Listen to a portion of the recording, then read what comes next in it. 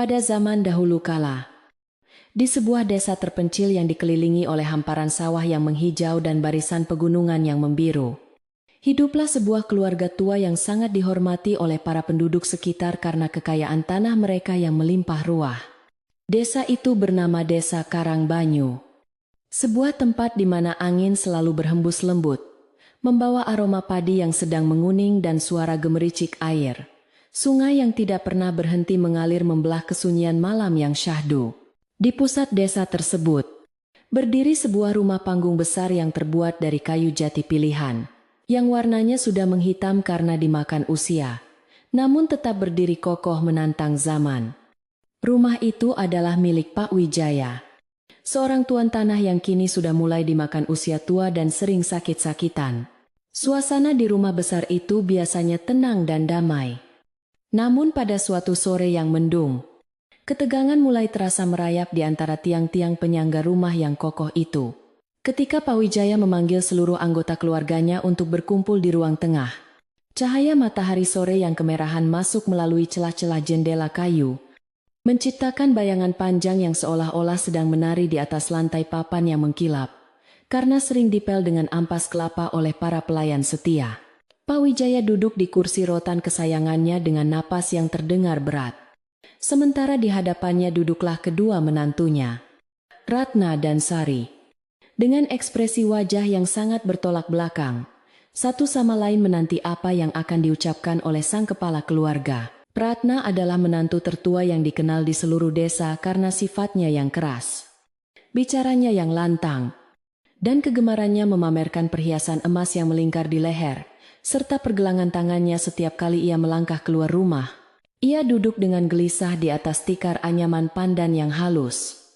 Matanya terus bergerak liar menatap sekeliling ruangan, seolah sedang menghitung nilai dari setiap barang antik yang ada di sana. Sementara jari-jarinya mengetuk-ngetuk lututnya dengan tidak sabar. Pikirannya sudah melayang jauh membayangkan harta warisan apa yang akan jatuh ke tangannya hari ini.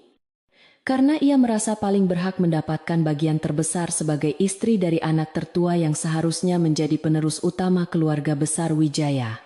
Di sisi lain, duduklah Sari, menantu kedua yang memiliki sifat sangat berbeda bagaikan bumi dan langit, jika dibandingkan dengan kakak iparnya yang penuh dengan ambisi duniawi tersebut.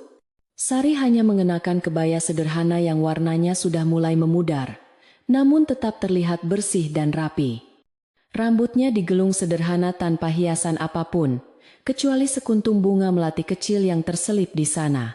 Ia duduk bersimpuh dengan kepala tertunduk hormat. Tangannya terlipat tenang di pangkuan, dan wajahnya memancarkan ketenangan yang menyejukkan hati siapa saja yang memandangnya. Meskipun hatinya berdebar cemas memikirkan kesehatan ayah mertuanya yang semakin hari semakin menurun drastis, Pak Wijaya pun mulai berbicara dengan suara yang parau dan bergetar. Ia mengatakan bahwa waktunya di dunia ini mungkin sudah tidak lama lagi, dan ia ingin membagikan harta kekayaannya sekarang, agar tidak terjadi pertengkaran di kemudian hari, saat ia sudah menutup mata selamanya. Ia menjelaskan bahwa harta yang ia miliki terdiri dari beberapa petak sawah yang sangat subur di lembah, kebun buah-buahan yang rimbun di lereng bukit, dan pekarangan belakang rumah yang luas, namun kondisinya sangat gersang serta terbengkalai. Mendengar hal itu, mata Ratna langsung berbinar-binar penuh keserakahan. Seolah ia sudah melihat tumpukan uang dan padi yang menggunung di depan matanya, tanpa mempedulikan perasaan orang lain yang ada di ruangan itu. Tanpa menunggu ditanya dua kali atau memberikan kesempatan kepada Sari untuk berbicara, Ratna langsung menyela perkataan ayah mertuanya dengan suara yang melengking tinggi memecah kesunyian sore itu. Ia dengan tegas menyatakan bahwa ia dan suaminya menginginkan sawah-sawah subur yang ada di lembah karena menurutnya, sebagai anak tertua, mereka memiliki tanggung jawab yang lebih besar dan membutuhkan hasil panen yang banyak untuk menjaga kehormatan keluarga. Ia beralasan bahwa sawah tersebut membutuhkan pengelolaan yang kuat dan modal yang besar, sesuatu yang menurutnya hanya bisa dilakukan oleh keluarganya. Padahal semua orang tahu bahwa ia hanya menginginkan keuntungan yang paling mudah dan cepat didapat. Pak Wijaya menghela napas panjang mendengar permintaan menantunya yang tidak tahu malu itu. Namun, ia sudah terlalu lelah untuk berdebat, dan memang sudah menduga bahwa sifat tamak Ratna tidak akan pernah bisa diubah. Orang tua bijak itu kemudian menoleh ke arah Sari yang masih diam membisu di tempatnya. Menatapnya dengan pandangan penuh kasih sayang. Namun juga tersirat rasa kasihan karena bagian yang tersisa mungkin tidak sebaik yang diambil oleh Ratna. Dengan lembut, Pak Wijaya bertanya kepada Sari bagian mana yang ia inginkan dari sisa harta yang ada. Apakah ia ingin mengambil kebun buah-buahan di lereng bukit yang hasilnya lumayan, atau ada permintaan lain yang ingin ia sampaikan? Sari mengangkat wajahnya perlahan, menatap mata ayah mertuanya dengan pandangan yang teduh dan penuh hormat. Lalu dengan suara yang sangat pelan, namun tegas ia mengucapkan sesuatu yang membuat seisi ruangan terkejut bukan main. Sari menolak kebun buah-buahan yang subur itu, dan justru meminta bagian tanah di belakang rumah yang tandus. Tempat di mana terdapat sebuah sumur tua yang sudah kering kerontang, dan ditinggalkan selama puluhan tahun. Ia mengatakan bahwa ia tidak membutuhkan sawah yang luas atau kebun yang rimbun. Ia hanya ingin merawat pekarangan belakang itu, dan tinggal di pondok kecil yang ada di dekat sumur tua tersebut. Mendengar permintaan Sari yang sangat tidak masuk akal itu, Ratna langsung tertawa terbahak-bahak hingga bahunya berguncang hebat. Suaranya memenuhi ruangan besar itu, dengan nada penghinaan yang sangat menyakitkan telinga. Ia mengejek Sari sebagai perempuan bodoh yang tidak tahu cara berhitung. Menuduhnya sudah kehilangan akal sehat karena memilih tanah mati yang hanya ditumbuhi semak belukar berduri dan sumur tua yang konon katanya berhantu. Ratna bahkan mengatakan bahwa Sari mungkin ingin memelihara jin atau hantu di sumur itu karena tidak ada manusia waras yang mau tinggal di dekat lubang gelap yang tidak ada airnya sama sekali. Pak Wijaya pun tampak sangat bingung dan berusaha membujuk Sari untuk memikirkan ulang keputusannya karena tanah belakang itu benar-benar tidak memiliki nilai ekonomi sedikit pun di mata orang awam. Ia mengingatkan Sari bahwa sumur itu sudah kering sejak zaman kakek buyutnya, dan tidak pernah mengeluarkan setetes air pun. Bahkan tanah di sekitarnya begitu keras hingga cangkul pun sulit untuk menembusnya. Namun, Sari tetap pada pendiriannya.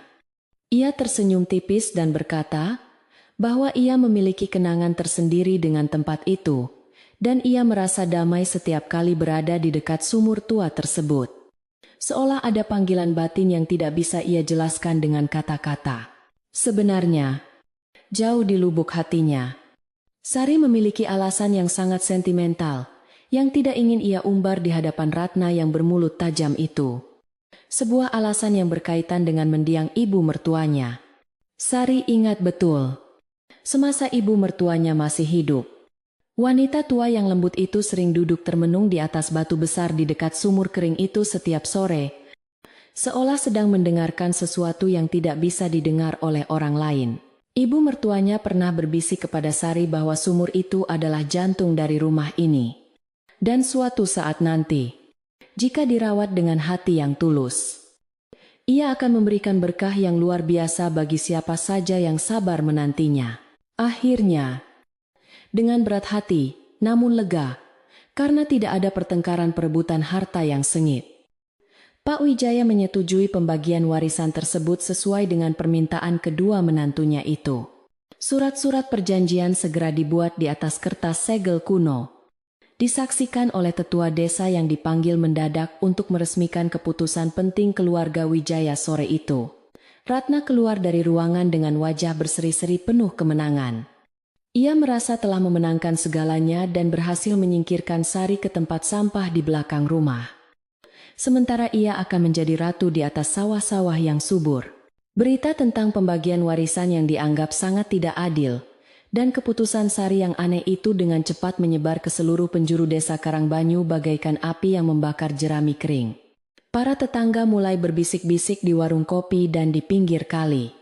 Mereka menggeleng-gelengkan kepala tidak habis pikir betapa bodohnya Sari yang mau menerima tanah gersang itu. Beberapa orang bahkan mulai mengarang cerita bahwa Sari mungkin terkena guna-guna atau sedang menjalani laku prihatin yang sesat. Sehingga ia lebih memilih berteman dengan sumur tua yang angker daripada menikmati hasil bumi yang melimpah.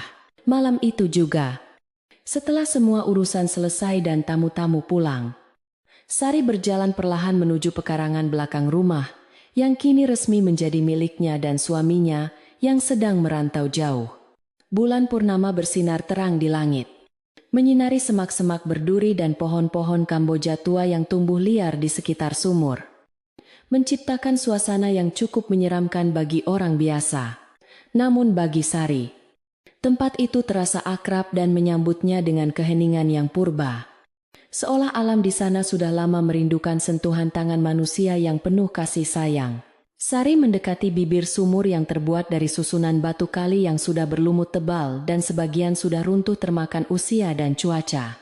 Ia meraba permukaan batu yang dingin itu dengan telapak tangannya, merasakan tekstur kasar yang menyimpan ribuan cerita dari masa lalu yang tak terucapkan. Angin malam berhembus menerpa wajahnya, membawa bau tanah kering dan daun-daun mati. Namun di sela-sela desau angin itu, Sari seolah mendengar bisikan halus yang memintanya untuk tidak menyerah dan terus menjaga tempat itu. Di kejauhan, terdengar suara gamelan dan tawa riuh dari bagian depan rumah utama, tempat di mana Ratna sedang mengadakan pesta kecil untuk merayakan kepemilikan barunya atas sawah-sawah subur. Kontras sekali dengan kesunyian yang menyelimuti Sari di belakang rumah, di mana hanya suara jangkrik dan burung hantu yang menjadi teman setianya malam itu. Sari tidak merasa iri sedikit pun. Hatinya justru merasa ringan, seolah beban berat telah diangkat dari pundaknya, karena ia tidak perlu berebut harta duniawi yang hanya akan membawa permusuhan. Sari mulai membersihkan sedikit area di sekitar sumur agar ia bisa duduk dengan nyaman, menyingkirkan ranting-ranting kering dan batu-batu tajam dengan tangan kosongnya. Ia menemukan sebuah batu pipi yang cukup lebar di bawah pohon beringin kecil yang tumbuh tak jauh dari bibir sumur. Lalu ia duduk di sana sambil memandang ke dalam lubang sumur yang gelap gulita. Tidak ada air yang terlihat, hanya kegelapan pekat yang seolah tanpa dasar. Namun Sari tidak merasa takut. Ia justru merasa ada kehidupan yang sedang tidur, lelap di bawah sana menunggu untuk dibangunkan. Tiba-tiba, seorang sosok tua muncul dari balik bayang-bayang pepohonan, membuat Sari sedikit terlonjak kaget. Namun segera tenang kembali setelah mengenali siapa sosok tersebut. Itu adalah Mbah Darmo, seorang tetua desa yang juga penjaga makam leluhur. Orang yang paling dihormati karena kebijaksanaannya dan pengetahuannya tentang sejarah desa yang tidak diketahui orang banyak. Mbah Darmo berjalan tertatih-tatih dengan tongkat kayunya, menatap Sari dengan pandangan yang tajam, namun teduh. Lalu tersenyum tipis yang penuh dengan arti. Mbah Darmo tidak banyak bicara. Ia hanya mendekati Sari dan menepuk bahunya pelan, memberikan isyarat bahwa Sari telah membuat pilihan yang benar meskipun seluruh dunia menertawakannya. Ia berkata dengan suara serak bahwa tanah ini bukan sekadar tanah mati, melainkan tanah yang sedang berpuasa menunggu orang yang tepat untuk berbuka. Kata-kata Mbah Darmo itu sangat singkat dan penuh teka-teki, namun mampu menyiram hati Sari yang mungkin sempat ragu, memberikan kekuatan baru untuk menghadapi hari-hari berat yang akan datang. Keesokan harinya, Sari mulai bekerja keras membersihkan pekarangan belakang itu sendirian, tanpa bantuan pelayan karena Ratna telah melarang para pelayan untuk membantu Sari dengan alasan mereka harus fokus mengurus sawah dengan berbekal parang dan sapu lidi. Sari membabat semak belukar yang tingginya hampir melebihi kepalanya, mengumpulkan sampah-sampah yang menumpuk selama bertahun-tahun, dan membakarnya hingga menjadi abu. Keringat bercucuran membasahi tubuhnya. Tangannya lecet dan tergores duri. Namun ia tidak berhenti bekerja dari pagi hingga matahari terbenam. Orang-orang desa yang lewat di jalan setapak samping rumah sering berhenti sejenak untuk menonton Sari yang sedang bekerja keras. Beberapa dari mereka mencibir dan melontarkan kata-kata pedas. Mereka mengatakan bahwa Sari sedang melakukan pekerjaan sia-sia, membersihkan tempat jin buang anak yang tidak akan pernah menghasilkan apa-apa selain penyakit dan kesialan. Namun Sari hanya membalas cibiran mereka dengan senyuman ramah dan anggukan sopan. Ia tidak pernah membalas kata-kata kasar dengan amarah, karena ia percaya bahwa kesabaran adalah kunci dari segala kebaikan. Hari berganti minggu, dan minggu berganti bulan. Pekarangan belakang yang dulunya menyeramkan kini mulai terlihat sedikit lebih rapi dan bersih berkat tangan dingin Sari. Meskipun tanahnya masih gersang dan sumurnya masih kering. Setidaknya tempat itu tidak lagi terlihat seperti hutan belantara yang angker. Sari mulai menanam beberapa bibit sayuran di pot-pot bekas karena tanah di sana terlalu keras untuk ditanami langsung. Ia menyiraminya dengan air sisa cucian beras yang ia hemat setiap hari. Sementara itu, di pihak lain, Ratna sedang menikmati masa-masa kejayaannya sebagai juragan sawah baru. Ia sering terlihat duduk di gubuk tengah sawah, sambil memerintah para buruh tani dengan suara keras. Padi di sawahnya tumbuh subur menghijau, menjanjikan panen raya yang akan melipat gandakan kekayaannya dalam waktu singkat. Ratna semakin sombong dan sering menyindir Sari setiap kali mereka berpapasan. Memamerkan rencana-rencananya untuk membeli perhiasan baru atau merenovasi rumah bagian depan agar lebih mewah. Namun, alam memiliki caranya sendiri untuk mengatur keseimbangan kehidupan. Dan tidak ada yang tahu apa yang akan terjadi di masa depan, kecuali Sang Pencipta. Langit yang biasanya biru cerah mulai sering terlihat kelabu tanpa hujan. Awan-awan berarak cepat, namun enggan menumpahkan airnya ke bumi yang mulai dahaga. Tanda-tanda perubahan musim yang ekstrem mulai terlihat. Namun karena kesombongan dan kesibukan mengejar harta, Ratna dan banyak penduduk desa lainnya tidak menyadari isyarat alam yang mulai dikirimkan secara perlahan tapi pasti. Di tengah kesunyian malam di pekarangan belakang, Sari sering duduk di bibir sumur tua itu, mendengarkan suara angin yang berhembus melalui lubang sumur yang dalam. Kadang-kadang, ia merasa mendengar suara gemuruh halus dari kedalaman bumi, seperti suara napas raksasa yang sedang tidur lelap. Sari tidak tahu apa artinya suara itu. Namun instingnya mengatakan bahwa ia harus terus menjaga sumur itu, membersihkannya, dan merawatnya seolah-olah sumur itu adalah makhluk hidup yang memiliki jiwa. Suatu malam, ketika Sari sedang membersihkan lumut kering di dinding dalam sumur dengan menggunakan tali tambang untuk turun sedikit ke bawah, ia menemukan sesuatu yang aneh tertanam di dinding batu. Sebuah ukiran kuno yang samar-samar terlihat di balik lapisan tanah yang mengeras. Bentuknya menyerupai gelombang air yang melingkar-lingkar. Penemuan kecil ini membuat jantung Sari berdegup kencang. Ia merasa bahwa ini adalah petunjuk awal dari rahasia besar yang tersembunyi di tempat yang dianggap sampah oleh orang lain ini.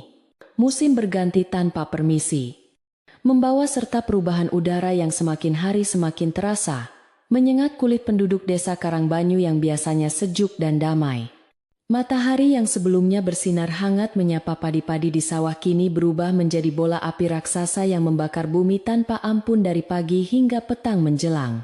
Langit biru yang membentang luas tampak bersih tanpa sepotong awan pun yang berani melintas untuk menghalangi teriknya sinar matahari yang terus-menerus menyedot sisa-sisa air dari permukaan tanah. Angin yang berhembus tidak lagi membawa kesegaran embun pagi, melainkan debu-debu panas yang berterbangan menyesakkan dada, dan membuat mata terasa perih bagi siapa saja yang berani menatap cakrawala terlalu lama.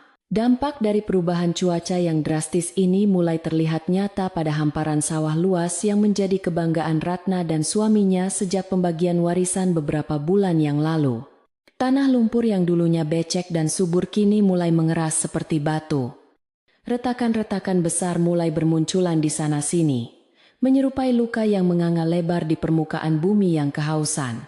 Padi-padi yang baru saja mulai tumbuh meninggi, kini tampak layu dan merunduk bukan karena berisi beras, melainkan karena kehilangan tenaga untuk bertahan hidup di tengah gempuran panas yang tak berkesudahan. Ratna berdiri di pematang sawah dengan wajah cemas. Keringat sebesar biji jagung mengalir deras di pelipisnya. Sementara hatinya mulai dipenuhi rasa takut akan bayang-bayang gagal panen yang menghantui. Kepanikan mulai melanda Ratna yang tidak siap menghadapi tantangan alam seberat ini. Ia yang terbiasa hidup nyaman mulai kehilangan kendali atas emosinya yang meledak-ledak. Setiap hari ia memarahi para buruh tani yang bekerja di sawahnya, menyalahkan mereka karena dianggap tidak becus mengatur irigasi air yang semakin hari debitnya semakin mengecil drastis. Padahal para petani tua itu sudah berusaha sekuat tenaga membendung sisa air sungai yang keruh. Namun alam sepertinya sedang enggan berdamai dengan keserakahan manusia. Ratna bahkan rela mengeluarkan uang simpanannya untuk menyewa pompa air mahal dari kota. Namun usaha itu sia-sia karena sumber air di sungai utama. Desa pun mulai menyusut hingga ke dasar bebatuan yang licin. Sementara itu, di bagian belakang rumah besar yang kini menjadi wilayah kekuasaan Sari, suasana tampak sedikit berbeda meskipun panas matahari sama-sama membakar kulitnya yang sawo matang. Sari tidak terlihat panik atau mengeluh sedikit pun. Ia justru semakin giat bekerja membersihkan area sekitar sumur tua, yang kini menjadi satu-satunya fokus perhatiannya siang dan malam. Debu tebal menempel di baju dan wajahnya, membuat penampilannya terlihat kusam dan kotor. Namun matanya memancarkan tekad yang kuat, yang tidak dimengerti oleh orang lain. Sari percaya bahwa di balik kesulitan pasti ada jalan keluar.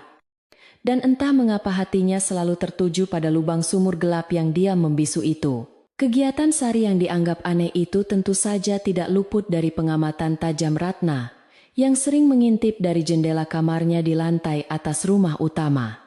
Ratna merasa jijik melihat adik iparnya yang bergelumang tanah dan debu setiap hari.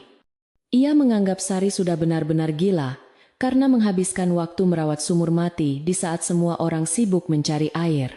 Ratna sering turun ke belakang hanya untuk melontarkan kata-kata pedas yang menyakitkan hati. Ia bertanya dengan nada mengejek, apakah Sari sedang berusaha menggali kuburannya sendiri di sana? Namun Sari hanya tersenyum tipis menanggapi cemoohan itu. Ia menjawab dengan sopan, bahwa ia hanya sedang membersihkan rumahnya sendiri, agar terasa lebih nyaman ditinggali. Kekeringan yang melanda desa Karangbanyu semakin hari semakin parah. Sumur-sumur penduduk yang dangkal mulai mengering satu persatu meninggalkan warga dalam kebingungan besar.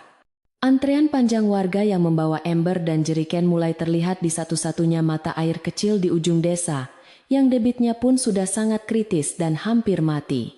Pertengkaran kecil antar tetangga mulai sering terjadi hanya karena berebut giliran mengambil air. Suasana desa yang dulunya guyup rukun kini berubah menjadi panas dan penuh curiga. Dalam situasi yang serba sulit ini, orang-orang mulai mencari kambing hitam untuk disalahkan atas musibah kekeringan yang tidak wajar ini. Di tengah kekacauan itu, Sari melakukan sesuatu yang sangat berisiko dan berbahaya. Ia memutuskan untuk turun ke dalam sumur tua itu menggunakan tangga tali yang ia buat sendiri dari tambang bekas. Ia ingin membersihkan dasar sumur dari tumpukan sampah, bangkai hewan kecil, dan lumpur kering yang telah mengendap selama puluhan tahun menyumbat napas bumi. Dengan berbekal lampu minyak kecil sebagai penerangan, Sari menuruni lubang gelap itu, inci demi inci. Menahan rasa takut dan bau apek yang menusuk hidung demi sebuah keyakinan yang ia sendiri belum tahu ujungnya.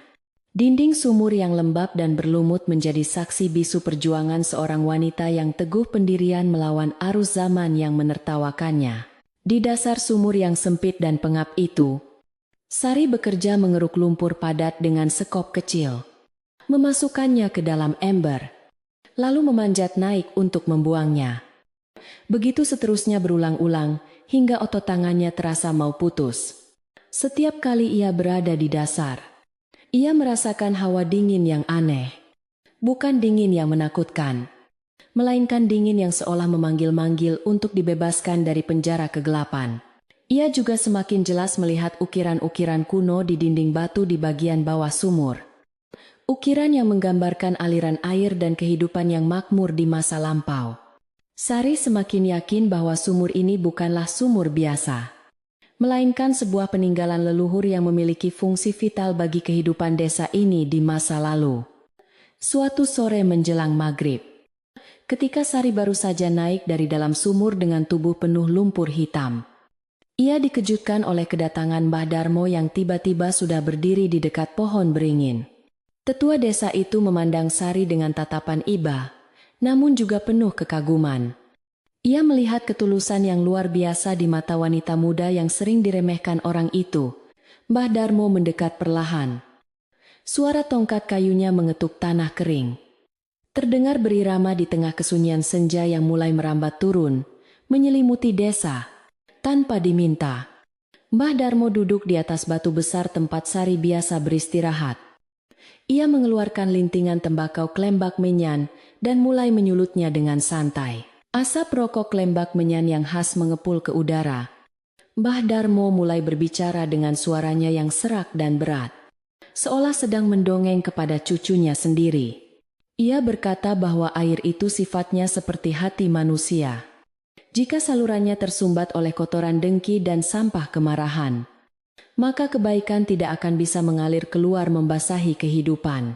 Ia menunjuk ke arah sumur tua itu dengan ujung rokoknya, lalu berbisik bahwa sumbatan di sumur itu bukan hanya lumpur fisik, melainkan juga kelalaian manusia yang telah melupakan rasa syukur kepada alam semesta. Kata-kata Mbah Darmo itu meresap jauh ke dalam sanubari Sari, membuatnya merenung panjang tentang makna dari setiap cangkulan tanah yang ia angkat dari dasar sumur. Namun, pertemuan antara Sari dan Mbah Darmo yang penuh makna itu ternyata disalahartikan oleh sepasang mata dengki yang sedang mengintip dari balik pagar tanaman jarak. Ratna, yang kebetulan lewat hendak memeriksa gudang beras, melihat Sari yang kotor sedang duduk berhadapan dengan Mbah Darmo di waktu remang-remang senja yang sering dianggap waktu keramat. Pikiran jahat Ratna langsung bekerja cepat merangkai cerita bohong. Ia menduga bahwa Sari sedang meminta ajian atau ilmu hitam kepada Mbah Darmo untuk tujuan yang tidak baik. Ratna berpikir bahwa mungkin inilah penyebab sawahnya kering dan gagal panen, karena Sari melakukan ritual sesat di sumur tua itu untuk menyedot keberuntungan orang lain. Keesokan harinya, Ratna tidak membuang waktu untuk menyebarkan racun gosip ke seluruh penjuru desa melalui mulut para pedagang sayur di pasar pagi. Dengan wajah yang dibuat sedih dan prihatin, Ratna bercerita kepada ibu-ibu di pasar bahwa ia sering melihat Sari melakukan ritual aneh di sumur tua setiap malam Jumat. Ia membumbui ceritanya dengan mengatakan bahwa Sari sering berbicara sendiri di dalam lubang sumur dan membawa sesajen berupa bungkusan-bungkusan misterius yang dilemparkan ke dalam kegelapan. Padahal bungkusan itu hanyalah sisa makanan atau sampah organik yang Sari jadikan kompos di lubang lain. Namun lidah tak bertulang Ratna mampu memutarbalikkan fakta dengan sangat meyakinkan. Kabar burung itu menyebar lebih cepat daripada wabah penyakit, merasuki pikiran warga desa yang sedang kalut dan putus asa akibat kekeringan yang berkepanjangan. Mereka yang tadinya hanya menganggap Sari aneh, kini mulai memandangnya dengan tatapan curiga dan takut setiap kali berpapasan di jalan desa. Bisik-bisik tetangga mulai terdengar semakin nyaring, menuduh bahwa Sari memelihara siluman air yang marah sehingga menahan hujan turun ke desa mereka. Logika sehat warga mulai tumpul tertutup oleh rasa takut dan hasutan. Mereka butuh seseorang untuk disalahkan atas penderitaan mereka. Dan Sari adalah sasaran yang paling mudah karena ia berbeda dan menyendiri. Tekanan sosial mulai dirasakan berat oleh Sari. Ia menyadari perubahan sikap para tetangga yang biasanya ramah, kini mendadak membuang muka atau menutup pintu saat ia lewat. Bahkan pedagang keliling pun enggan berhenti di depan rumahnya, seolah takut tertular kesialan yang dibawa oleh wanita penjaga sumur tua itu. Sari merasa sedih dan terasing di kampung halamannya sendiri. Namun ia tidak punya siapa-siapa untuk mengadu karena suaminya jauh di rantau, dan ayah mertuanya sedang sakit parah di dalam kamar. Satu-satunya teman setianya hanyalah kesunyian malam dan harapan tipis yang masih tersisa di dasar sumur yang ia gali setiap hari. Puncak dari segala fitnah itu terjadi ketika seekor kambing milik tetangga ditemukan mati mendadak di dekat pagar belakang rumah Sari karena kehausan dan panas. Pemilik kambing yang sudah termakan hasutan Ratna langsung menuduh bahwa kambingnya mati karena dijadikan tumbal oleh Sari untuk ritual pesugihannya di sumur tua. Keributan besar pun terjadi di pagi buta. Suara teriakan dan makian memecah keheningan desa, membangunkan Pak Wijaya yang sedang terbaring lemah di tempat tidurnya. Orang tua itu hanya bisa meneteskan air mata mendengar keributan di luar sana. Ia tidak berdaya untuk bangkit dan membela menantu kesayangannya yang sedang dizalimi. Ratna muncul di tengah kerumunan massa yang marah dengan wajah penuh kemenangan yang disembunyikan di balik topeng keprihatinan palsu. Ia bertindak seolah-olah menjadi penengah. Namun kata-katanya justru semakin memanaskan suasana dan memojokkan posisi Sari di hadapan warga desa.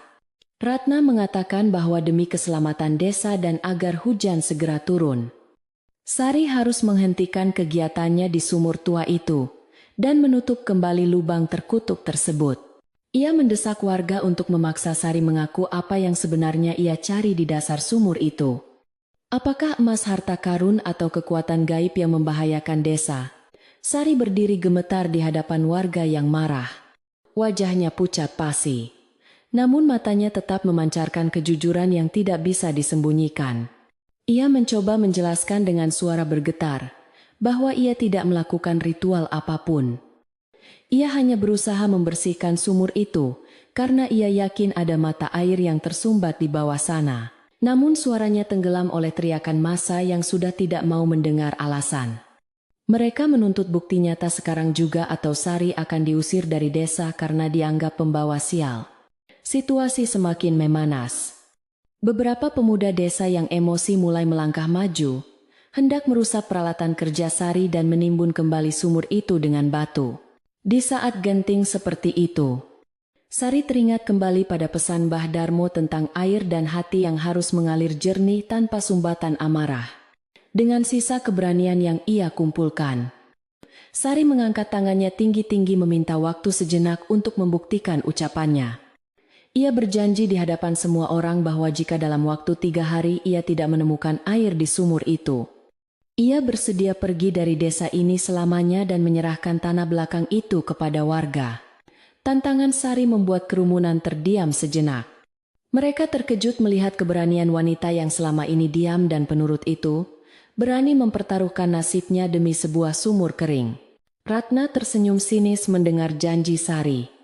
Dalam hatinya, ia bersorak gembira, karena yakin Sari tidak akan mungkin menemukan air di tanah tandus yang sudah mati puluhan tahun itu. Ratna menyetujui tantangan itu dengan cepat mewakili warga. Ia berpikir ini adalah cara tercepat dan terhalus untuk menyingkirkan Sari dan menguasai seluruh harta warisan Pakwijaya tanpa sisa. Warga pun akhirnya bubar dengan membawa rasa penasaran dan ancaman yang menggantung di udara. Meninggalkan Sari sendirian yang kini memikul beban pembuktian yang sangat berat di pundaknya yang ringkih. Malam itu, Sari tidak tidur sedetik pun.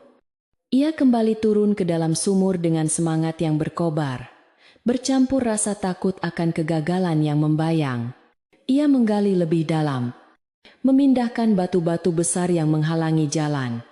Jemarinya berdarah tergores batu tajam, namun ia tidak merasakan sakit lagi. Ia berdoa dalam hati kepada Tuhan Sang Penguasa Alam, memohon petunjuk dan pertolongan agar usahanya tidak sia-sia dan kebenaran bisa terungkap. Di kedalaman sumur yang sunyi, Sari merasa seolah sedang berdialog langsung dengan bumi, memohon belas kasih agar bumi mau membuka rahim airnya untuk kehidupan di atas sana. Tanpa sepengetahuan Sari dan warga desa lainnya, getaran kecil mulai terasa di dasar sumur. Setiap kali Sari mengangkat batu yang menempel pada dinding bawah, seolah ada tekanan kuat dari dalam perut bumi yang sedang mencari celah untuk meledak keluar. Namun masih tertahan oleh satu lempengan batu terakhir yang belum tersentuh. Sari terus bekerja dalam gelap, ditemani bayang-bayang dan doa-doa sunyi. Sementara di atas sana langit malam tampak semakin merah menyala, menandakan kemarau yang akan mencapai puncaknya esok hari. Mbah Darmo yang mengamati dari kejauhan di balik pohon besar hanya bisa mengelus dada dan mengirimkan doa keselamatan untuk Sari. Ia tahu bahwa masa lalu desa ini tersimpan rapi di bawah sana. Dan hanya orang yang berhati bersihlah yang mampu membuka kuncinya tanpa celaka. Mbah Darmo juga tahu bahwa keserakahan Ratna dan ketidaksabaran warga desa akan segera mendapatkan jawabannya. Entah itu berupa berkah atau bencana. Tergantung bagaimana mereka menyikapi apa yang akan muncul dari perut bumi nanti. Angin malam berhembus kencang, menggoyangkan dedaunan kering. Seolah alam semesta sedang bersiap menyambut sebuah peristiwa besar yang akan mengubah nasib desa Karangbanyu selamanya. Matahari terbit pada hari kedua setelah tantangan itu diucapkan, membawa serta hawa panas yang jauh lebih menyengat daripada hari-hari sebelumnya. Seolah-olah alam semesta sedang menguji batas kesabaran.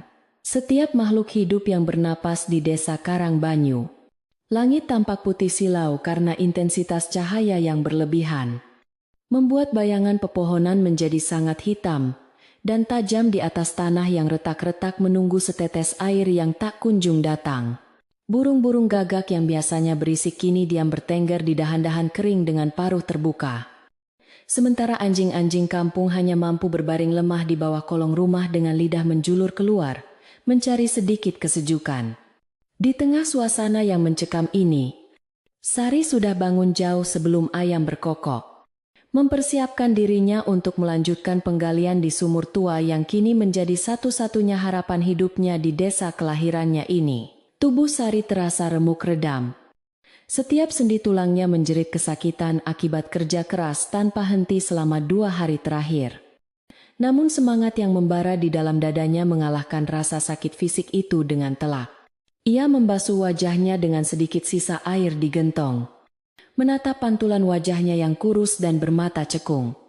Namun di kedalaman bola matanya tersimpan keyakinan yang semakin mengkristal sekeras berlian. Ia tahu hari ini adalah hari penentuan. Hari di mana rahasia yang terkubur di perut bumi akan mulai menampakkan wujud aslinya kepada siapa saja yang bersungguh-sungguh mencarinya. Dengan langkah mantap, Sari berjalan menuju pekarangan belakang, membawa serta cangkul kecil, sikat kawat, dan beberapa kain lap kumal yang akan menjadi senjata utamanya. Melawan kerasnya lapisan tanah purba, sesampainya di bibir sumur, Sari merasakan hembusan angin dingin yang aneh keluar dari lubang sumur. Berbeda dengan udara di permukaan yang panas membakar. Udara dari dalam sumur itu terasa lembab dan berbau tanah basah yang segar. Hal ini semakin memacu adrenalin Sari. Ia segera menuruni tangga tali dengan gerakan yang sudah terlatih. Merayap turun perlahan menuju kegelapan yang menantinya di bawah sana. Semakin dalam ia turun, suara bising dunia luar semakin sayup terdengar, digantikan oleh keheningan mutlak yang menenangkan jiwa. Seolah ia sedang memasuki dimensi lain yang terpisah dari hiruk-pikuk keserakahan manusia. Di dasar sumur, cahaya matahari hanya mampu menjangkau sedikit, menciptakan suasana remang-remang yang misterius. Namun cukup bagi Sari untuk melihat apa yang sedang ia kerjakan. Sari mulai menggali sisa-sisa lumpur padat yang menutupi dasar sumur. Ia bekerja dengan hati-hati seolah sedang membedah tubuh pasien yang rapuh, takut merusak apapun yang tersembunyi di bawahnya. Tiba-tiba, ujung cangkul kecilnya membentur sesuatu yang keras. Namun suaranya bukan seperti benturan batu biasa, melainkan bunyi tang yang nyaring dan bergaung, menandakan adanya benda padat yang permukaannya rata dan luas. Jantung Sari berdegup kencang. Ia meletakkan cangkulnya dan mulai menggali menggunakan tangan kosong, menyingkirkan tanah lempung yang lengket dengan jari-jarinya yang sudah lecet. Perlahan namun pasti, sebuah permukaan batu berwarna abu-abu kehijauan mulai terlihat. Permukaannya sangat halus dan dingin, berbeda jauh dengan dinding sumur yang kasar dan berlumut. Setelah bekerja keras selama berjam-jam membersihkan permukaan tersebut, Sari terperangah melihat apa yang ada di hadapannya. Ternyata dasar sumur itu bukanlah tanah mati, melainkan ditutup oleh sebuah lempengan batu andesit raksasa yang utuh. Di atas lempengan batu itu terdapat ukiran-ukiran kuno yang rumit, menggambarkan pola spiral yang saling menyambung, menyerupai ombak lautan atau aliran sungai yang tidak pernah putus. Sari meraba ukiran itu dengan takjub. Ia menyadari bahwa ini bukanlah sekadar sumur biasa yang digali sembarangan, melainkan sebuah karya teknik masa lalu yang dibuat dengan perhitungan matang oleh para leluhur desa ini. Ini adalah sebuah segel, sebuah penutup yang sengaja dipasang untuk tujuan tertentu yang belum sepenuhnya ia pahami. Namun instingnya mengatakan bahwa jawaban atas kekeringan desa ada di balik batu ini. Sari mendekatkan telinganya ke permukaan batu dingin itu, memejamkan mata, dan menahan napasnya agar bisa mendengar suara sekecil apapun yang mungkin berasal dari balik segel batu tersebut. Dan benar saja, di tengah keheningan yang mencekam itu, telinga Sari menangkap suara gemuruh yang sangat halus, seperti suara kereta api yang berjalan di kejauhan atau suara ombak yang bergulung di dasar laut yang sangat dalam. Suara itu bergetar lembut, merambat melalui ketebalan batu, mengirimkan sinyal kehidupan yang selama ini terperangkap dalam kegelapan abadi menunggu untuk dibebaskan. Sari tersenyum lebar dalam kegelapan. Air mata haru menetes di pipinya yang kotor. Kini ia yakin 100% bahwa ia tidak gila dan usahanya tidak sia-sia. Sementara itu, di atas permukaan tanah, Ratna sedang melakukan pengamatan diam-diam dari balik jendela kamarnya di lantai 2. Matanya tak lepas memandang ke arah sumur tua, dengan rasa penasaran yang bercampur curiga. Ia melihat Sari beberapa kali naik ke atas untuk membuang ember berisi lumpur. Namun yang membuat Ratna curiga adalah ekspresi wajah Sari, yang terlihat berseri-seri setiap kali muncul dari dalam sumur. Ratna yang hatinya sudah tertutup oleh ketamakan tidak bisa melihat ketulusan.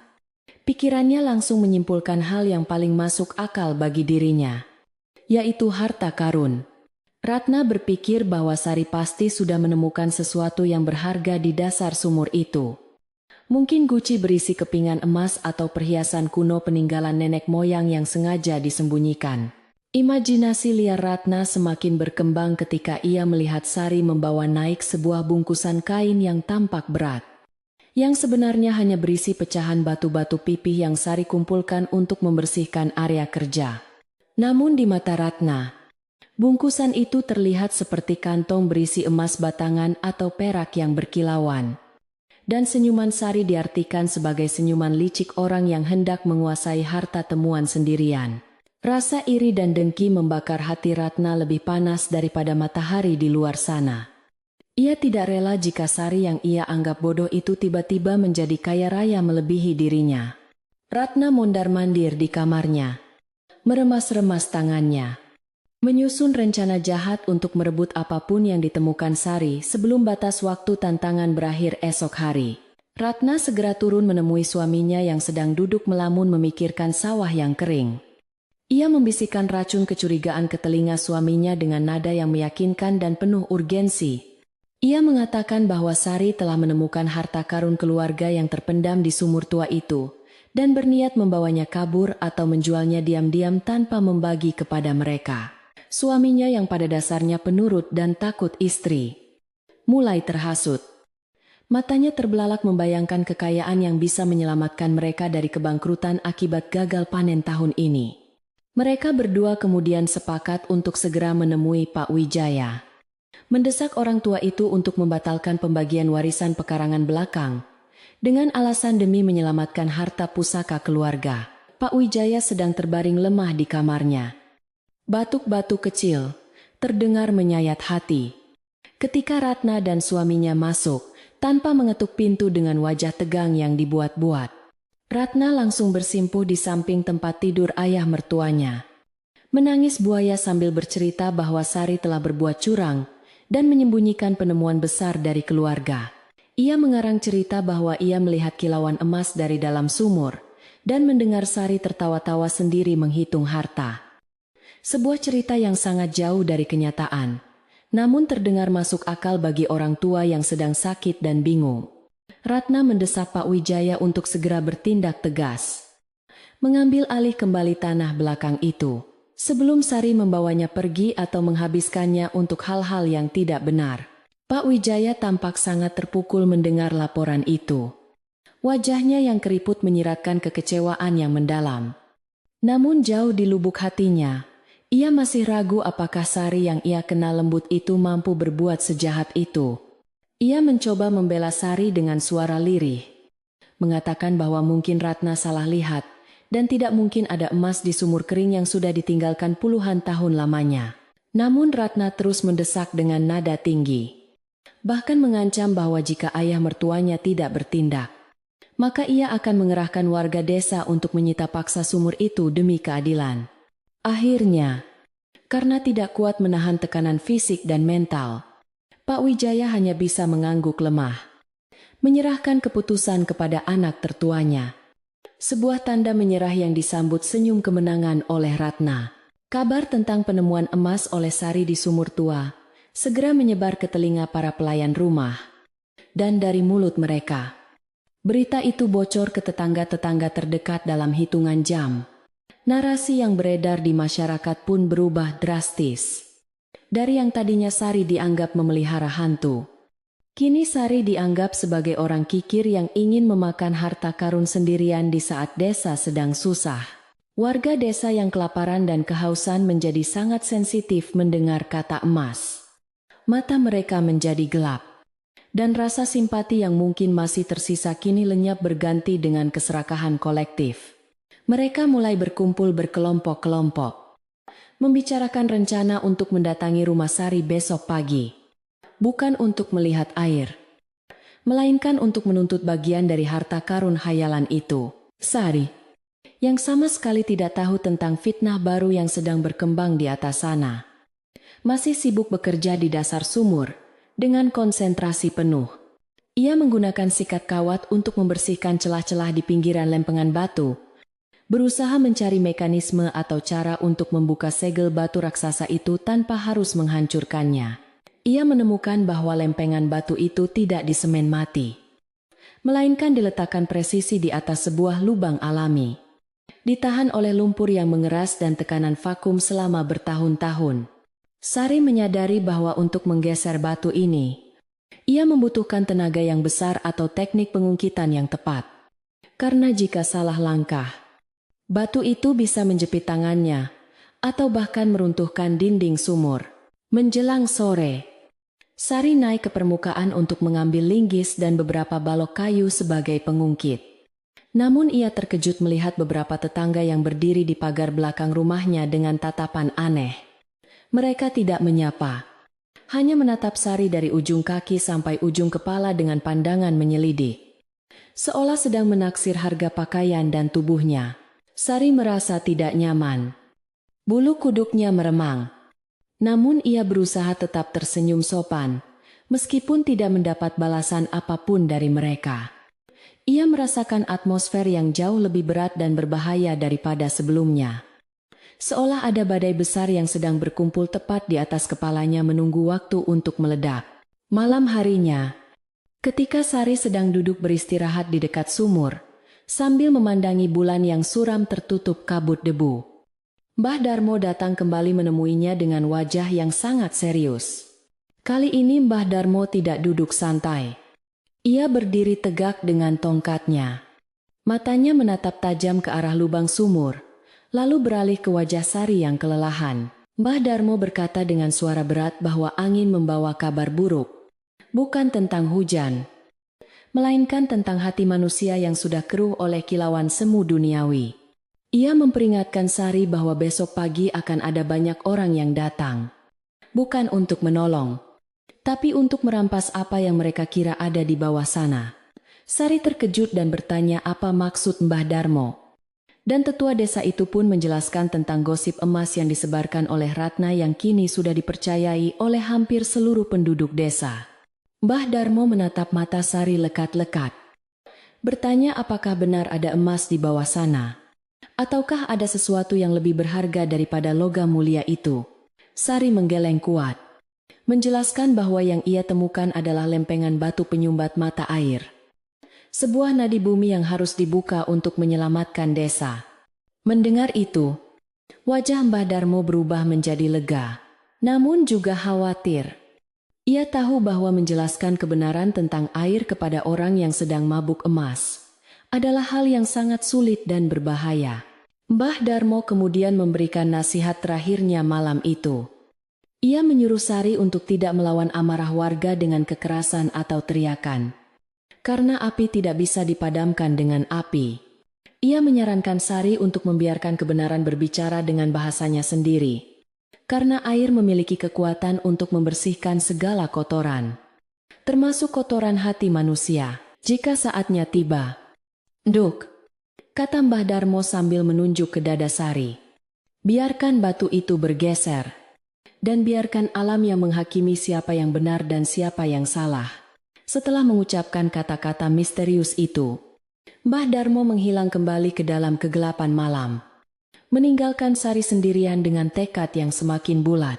Sari kembali turun ke dalam sumur untuk persiapan terakhir. Ia memasang balok-balok kayu di celah batu sebagai tuas pengungkit, mempersiapkan segala sesuatunya, agar besok ia bisa membuktikan kebenaran di hadapan semua orang. Di bawah sana, ia merasakan getaran air yang semakin kuat. Seolah sang air juga sudah tidak sabar untuk keluar menyapa dunia setelah sekian lama terkurung. Sari berbicara pelan kepada batu itu, memintanya untuk bekerja sama besok pagi. Memohon agar tidak ada celaka yang terjadi saat segel itu dibuka. Ia menghabiskan malam itu dengan tidur ayam di bibir sumur, menjaga tempat itu seperti seorang prajurit menjaga benteng terakhir kerajaan dari serbuan musuh. Keesokan paginya, matahari belum lagi muncul sempurna di ufuk timur. Namun suara langkah kaki banyak orang sudah terdengar mendekat ke arah rumah Sari. Suara gemuruh percakapan yang tidak sabar, bunyi cangkul dan sekop yang beradu, serta teriakan-teriakan provokatif mulai memecah keheningan pagi yang suci.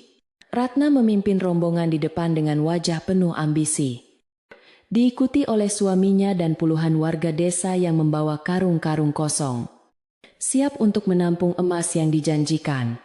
Mereka merangsek masuk ke halaman belakang tanpa permisi, menginjak-injak tanaman sayur Sari yang mulai layu, menciptakan lingkaran pengepungan yang rapat di sekitar sumur tua.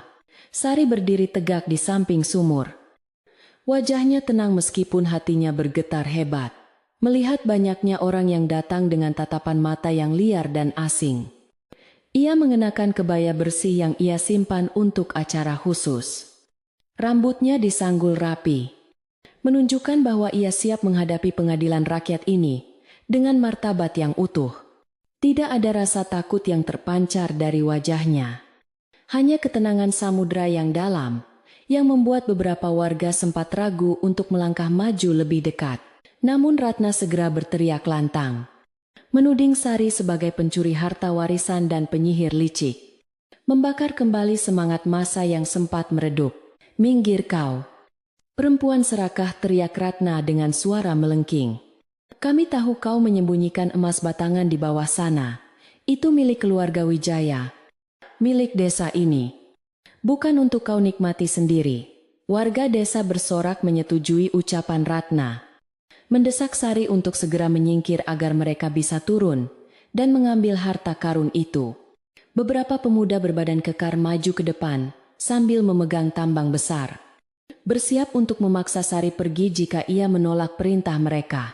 Situasi menjadi sangat genting.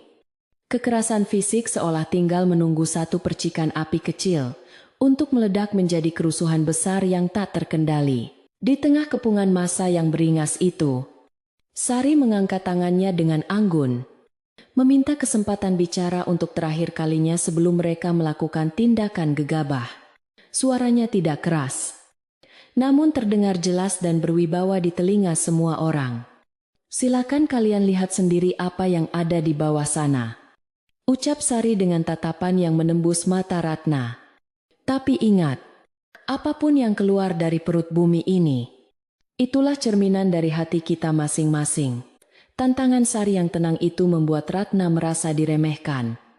Ia memberi isyarat kepada para pemuda untuk segera turun dan membongkar paksa dasar sumur itu, yakin bahwa kemenangan sudah di depan mata. Ratna tersenyum sinis membayangkan emas yang akan segera ia genggam. Ia tidak menyadari bahwa ketamakannya sedang menggiringnya menuju sebuah pelajaran hidup yang tidak akan pernah ia lupakan seumur hidup. Di bawah sana, lempengan batu kuno itu bergetar pelan merespons beban langkah kaki manusia di atasnya, menahan tekanan ribuan kubik air yang siap meledak keluar dengan kekuatan dahsyat. Alam semesta sedang bersiap membuka tirainya, menyingkap rahasia yang selama ini dijaga oleh kesunyian, dan membuktikan siapa yang sebenarnya memelihara emas dan siapa yang memelihara kehidupan. Saat-saat penentuan telah tiba, dan tidak ada satupun orang di sana yang bisa memutar balik waktu untuk mencegah apa yang akan terjadi selanjutnya. Suasana di sekeliling sumur tua itu semakin memanas seiring dengan naiknya matahari yang membakar ubun-ubun, menciptakan ketegangan yang nyaris tak tertahankan di antara kerumunan warga yang diliputi rasa penasaran dan keserakahan. Ratna, dengan wajah yang merah padam karena campuran amarah dan ambisi yang meluap-luap, terus meneriakkan perintah kepada dua orang pemuda Desa bertubuh kekar yang telah bersiap dengan tali tambang di pinggang mereka untuk turun ke dalam kegelapan sumur. Sari hanya bisa mundur beberapa langkah menjauhi bibir sumur, memberikan ruang bagi kehendak massa yang sudah tidak bisa dibendung lagi. Sambil terus memanjatkan doa dalam hati, agar keselamatan tetap menaungi siapa saja yang berada di sana. Ia tahu bahwa peringatannya sudah tidak lagi didengar oleh telinga yang tertutup nafsu duniawi. Dan kini ia hanya bisa pasrah menyerahkan segala keputusan kepada kekuatan alam yang jauh lebih besar dari manusia. Dua pemuda desa itu, yang bernama Tejo dan Bambang, mulai menuruni tangga tali dengan gerakan canggung, namun cepat. Didorong oleh janji Ratna yang akan memberikan upah besar jika mereka berhasil mengangkat peti emas dari dasar sumur. Debu-debu kering berhamburan saat kaki mereka memijak dinding sumur yang rapuh. Sementara dari atas, puluhan pasang mata menatap lekat-lekat ke lubang hitam itu, menahan napas menunggu kilauan kuning yang mereka impikan. Suara napas kedua pemuda itu terdengar berat dan menggema di lorong sempit sumur. Bercampur dengan suara gesekan, tali tambang yang tegang menahan beban tubuh mereka yang berat. Semakin dalam mereka turun, semakin mereka merasakan perubahan suhu yang drastis. Dari panas terik di permukaan menjadi dingin yang menusuk tulang di kedalaman perut bumi. Sesampainya di dasar sumur yang sempit dan remang-remang, Tejo dan Bambang menyalakan obor kecil yang mereka bawa. Cahaya api yang berkelip-kelip menyinari dinding batu yang basah dan lempengan batu berukir yang telah dibersihkan oleh Sari sebelumnya. Mata mereka terbelalak melihat lempengan batu besar itu. Namun karena pikiran mereka sudah diracuni oleh cerita Ratna, mereka tidak melihat keindahan seni ukiran kuno itu, melainkan melihatnya sebagai pintu gerbang menuju gudang harta karun. Pasti di bawah batu ini emasnya disembunyikan, bisik Tejo kepada temannya dengan suara gemetar karena kegirangan. Tangannya meraba permukaan batu dingin itu dengan kasar, seolah ingin segera menghancurkannya. Mereka segera memasang linggis besi yang mereka bawa di celah-celah batu, bersiap untuk mengungkit lempengan penutup itu dengan sekuat tenaga yang mereka miliki. Di atas permukaan, Ratna semakin tidak sabar menunggu. Ia mondar-mandir di tepi sumur, sambil sesekali berteriak ke bawah, menanyakan apa yang mereka lihat. Suaranya melengking memecah konsentrasi orang-orang yang sedang tegang. Cepat congkel batunya. Jangan ambil sendiri emasnya. Ingat saya yang menyuruh kalian, seru Ratna dengan nada mengancam. Takut kalau kedua pemuda itu berkhianat dan menyembunyikan emas curian di saku celana mereka. Warga desa yang lain ikut mendesak. Mereka mulai berdesak-desakan mendekati bibir sumur, membuat tanah di sekitarnya sedikit longsor dan menjatuhkan kerikil-kerikil kecil ke dalam lubang. Sari melihat bahaya ini dan mencoba memperingatkan warga untuk mundur sedikit demi keselamatan orang di bawah. Namun suaranya tenggelam oleh riuh, rendah teriakan keserakahan yang membahana. Di dasar sumur, Tejo dan Bambang mulai menghentakkan linggis mereka secara bersamaan, mengerahkan seluruh otot lengan dan punggung mereka untuk menggeser batu andesit yang beratnya mungkin ratusan kilogram itu. Suara dentingan besi beradu dengan batu terdengar nyaring dan menyakitkan telinga di ruang tertutup itu, memercikkan bunga api kecil di kegelapan yang lembab. Batu itu awalnya diam tak bergeming, seolah menolak untuk diganggu dari tidur panjangnya. Namun, kedua pemuda itu tidak menyerah. Didorong oleh bayangan kekayaan instan, tiba-tiba terdengar bunyi retakan yang sangat keras. Bukan retakan batu pecah, melainkan suara segel vakum yang terbuka, diikuti oleh desisan udara yang keluar dari celah yang mulai terbuka sedikit demi sedikit. Berhasil batunya bergerak, teriak Bambang ke arah atas, membuat sorak-sorai membahana di permukaan tanah. Ratna langsung tersenyum lebar penuh kemenangan, sambil menepuk tangan suaminya dengan keras. Warga desa bersorak girang.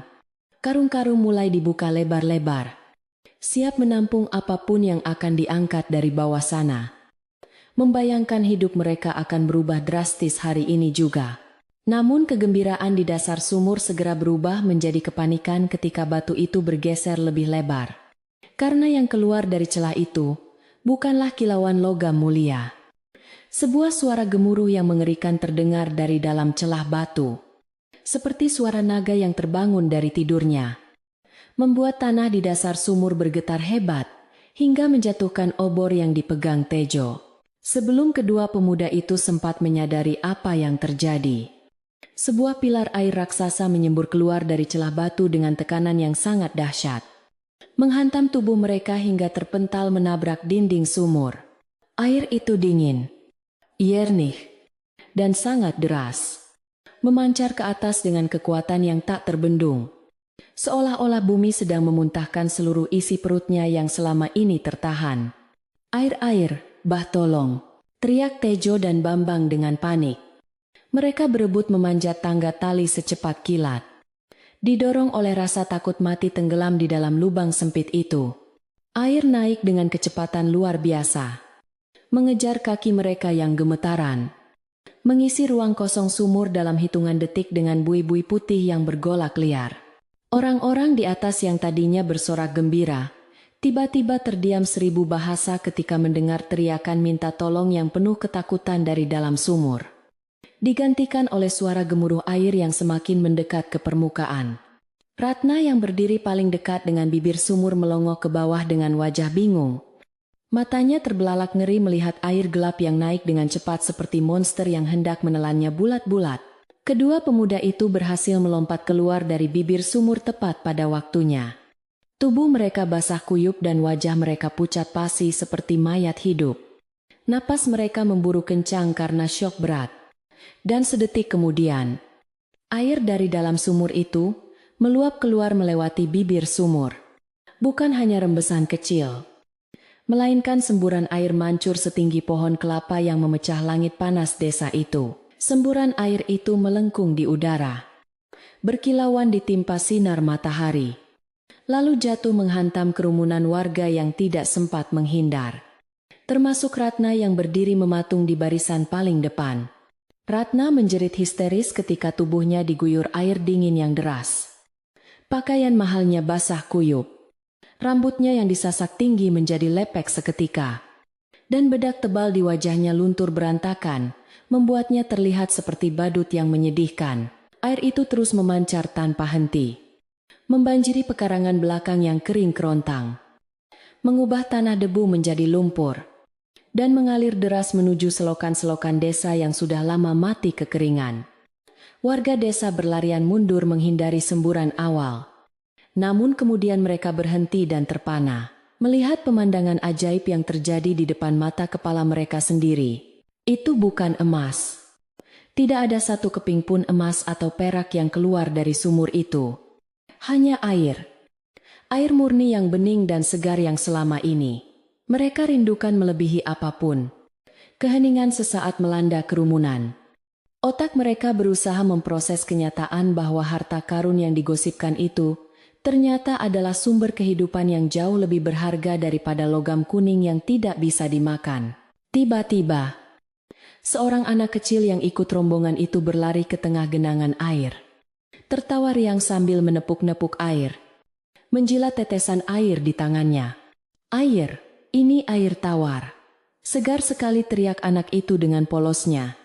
Memecahkan kebekuan yang melanda orang-orang dewasa yang masih terpaku dalam kebingungan mereka.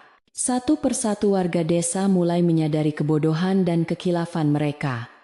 Rasa serakah yang tadi menguasai, kini berganti menjadi rasa syukur yang meluap-luap tak terbendung. Mereka menjatuhkan karung-karung kosong yang mereka bawa, lalu berlarian mendekati aliran air. Bersujud di tanah becek, membasuh muka mereka yang kusam, dan meminum air itu langsung dari tangkupan tangan mereka dengan rakus. Suara tawa dan tangis haru bercampur menjadi satu, menggantikan teriakan amarah dan kebencian yang tadi memenuhi udara. Seolah air itu telah mencuci bersih, bukan hanya tubuh mereka, tetapi juga jiwa mereka yang kotor. Sari masih berdiri di tempatnya yang kering, menyaksikan pemandangan itu dengan air mata, bahagia yang mengalir deras di pipinya. Bersyukur kepada Tuhan bahwa keyakinannya tidak salah. Ratna, yang kini duduk terduduk di tanah becek dengan penampilan yang sangat kacau, menatap air yang mengalir di sekelilingnya dengan tatapan kosong dan tidak percaya. Ia meraba-raba lumpur di sekitarnya, masih berharap menemukan setidaknya satu cincin emas atau permata yang terikut arus. Namun tangannya hanya menggenggam tanah basah dan kerikil. Ia merasa sangat malu dan terhina. Rencananya untuk mempermalukan Sari, justru berbalik menyerang dirinya sendiri dengan cara yang paling telak. Suaminya yang juga basah kuyup hanya bisa berdiri diam menunduk. Tidak berani menatap mata warga desa yang mulai menoleh ke arah mereka dengan pandangan mencemooh dan menyalahkan atas kebohongan yang telah disebarkan. Di tengah euforia warga yang sedang berpesta air itu, Mbah Darmo muncul dari kerumunan. Berjalan tenang membelah lautan manusia dengan wibawa, yang membuat semua orang menyisi memberinya jalan. Ia berhenti tepat di depan Ratna yang masih terduduk lemas. Lalu mengalihkan pandangannya kepada seluruh warga desa yang kini mulai tenang mendengarkan apa yang akan diucapkan tetua adat itu. Lihatlah, saudara-saudaraku. Suara Mbah Darmo menggelegar mengalahkan suara gemiricik air.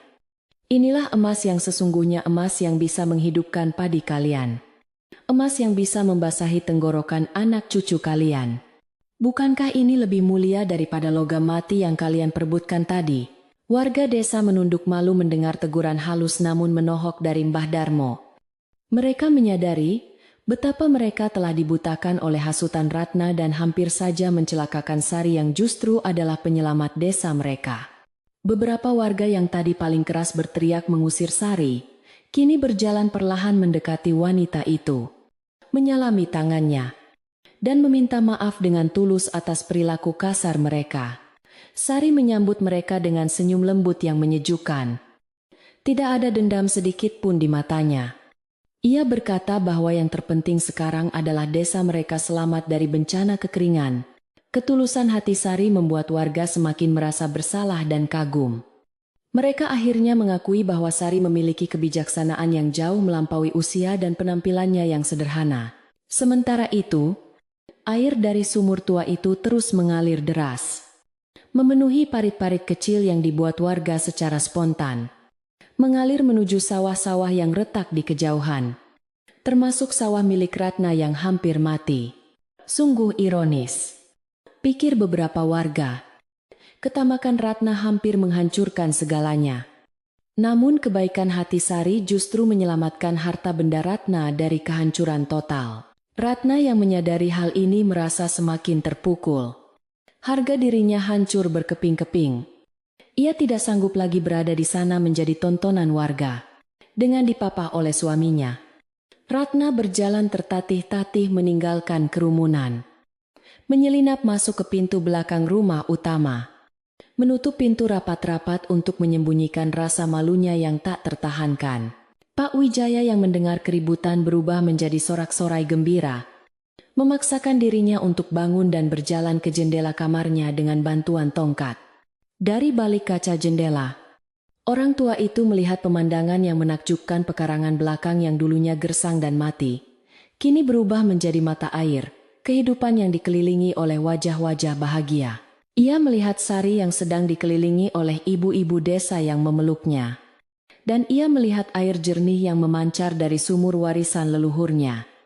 Pak Wijaya menangis terseduh-seduh, bukan karena sedih, melainkan karena rasa bangga yang membuncah kepada menantunya yang pendiam itu. Ia sadar bahwa ia telah membuat keputusan yang tepat dengan memberikan sumur itu kepada Sari. Menjelang sore hari, intensitas semburan air mulai stabil dan tidak seganas di awal. Kini air mengalir tenang, namun tetap deras, mengisi kolam-kolam penampungan darurat yang dibuat warga. Suasana di pekarangan belakang rumah Sari berubah total.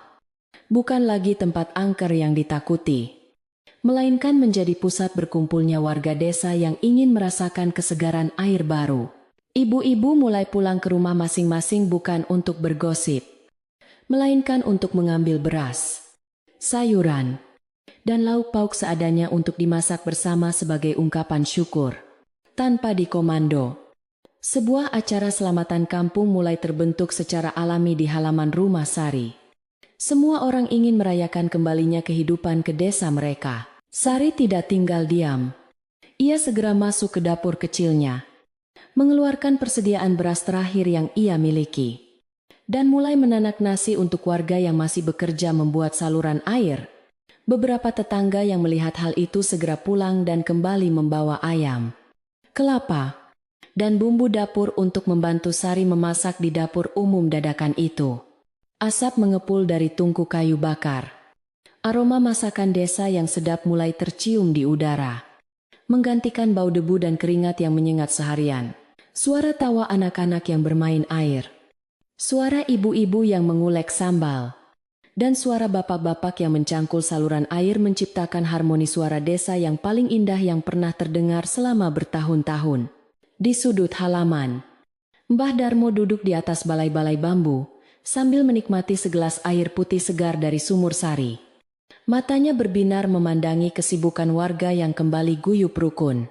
Ia tahu bahwa kejadian hari ini akan menjadi cerita yang akan dituturkan turun-temurun kepada anak cucu, tentang bagaimana sebuah sumur tua dan seorang wanita berhati emas mengalahkan kekeringan dan keserakahan. Pelajaran hari ini sangat mahal harganya. Namun hasilnya sepadan persatuan desa yang sempat retak kini tersambung kembali, direkatkan oleh air suci yang keluar dari rahim bumi pertiwi. Matahari mulai terbenam di ufuk barat, melukis langit dengan warna jingga keunguan yang memukau, memantul indah di permukaan air yang menggenangi parit-parit desa. Lampu-lampu obor mulai dinyalakan di sekeliling pekarangan, menciptakan suasana hangat dan romantis yang kontras dengan ketegangan panas di pagi hari tadi. Warga desa kini duduk melingkar di atas tikar yang digelar di halaman, menunggu masakan matang. Wajah mereka tampak lelah, namun sangat puas dan damai. Tidak ada lagi yang membicarakan emas. Tidak ada lagi yang membicarakan harta warisan. Yang ada hanya pembicaraan tentang masa depan panen yang cerah dan rasa syukur yang mendalam.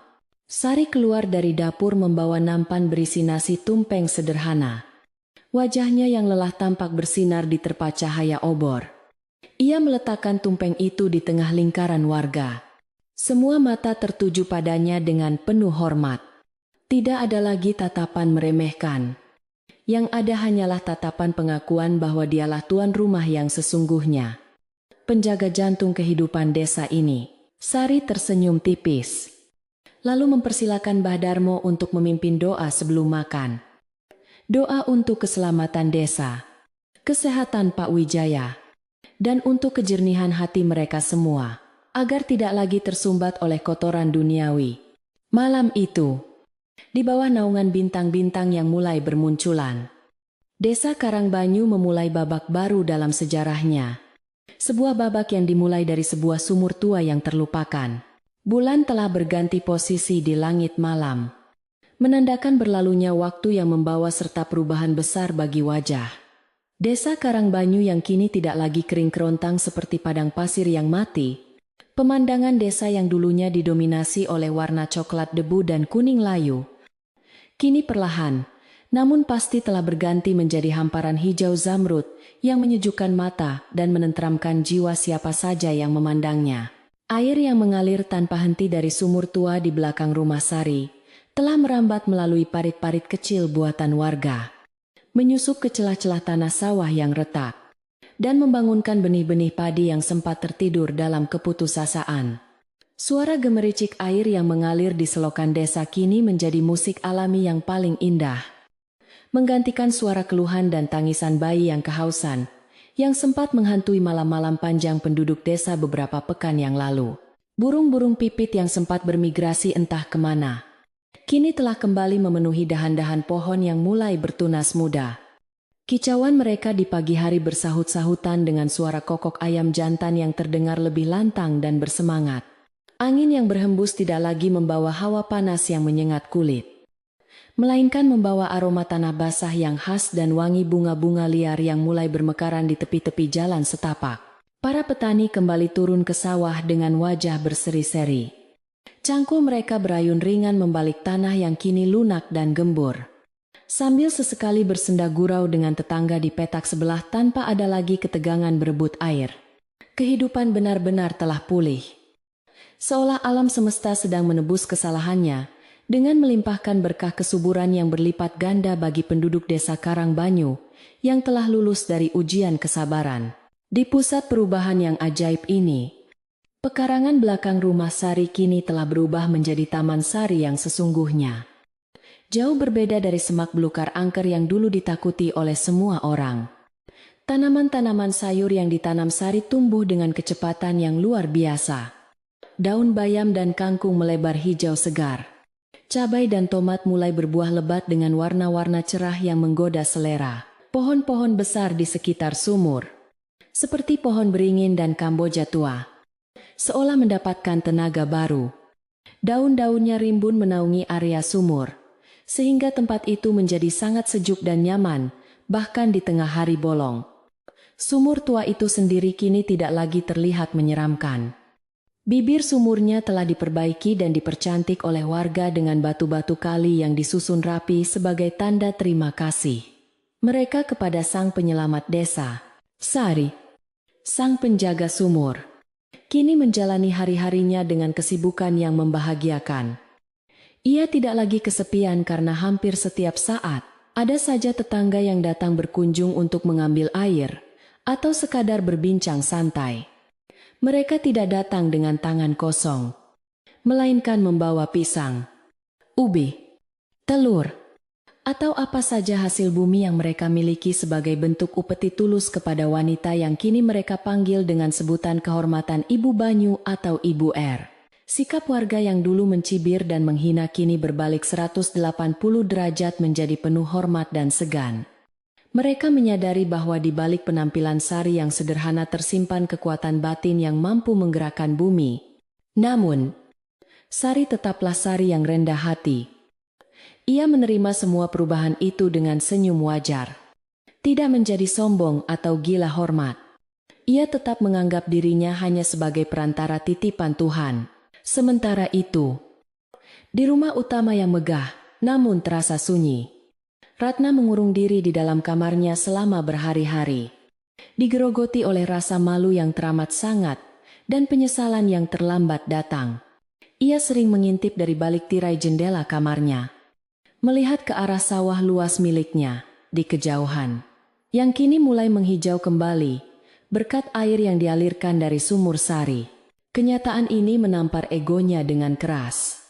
Menyadarkannya bahwa harta yang paling ia banggakan itu selamat, bukan karena kepintarannya, melainkan karena kebaikan hati orang yang selama ini ia benci dan ia rendahkan. Setiap bulir padi yang tumbuh di sawahnya adalah bukti nyata dari kemurahan hati Sari yang tidak memutus aliran air ke sawah Ratna, meskipun ia punya kuasa untuk melakukannya sebagai pembalasan dendam. Suami Ratna, yang selama ini diam dan menuruti segala kemauan istrinya, akhirnya memberanikan diri untuk berbicara dari hati ke hati dengan istrinya di suatu malam yang hening.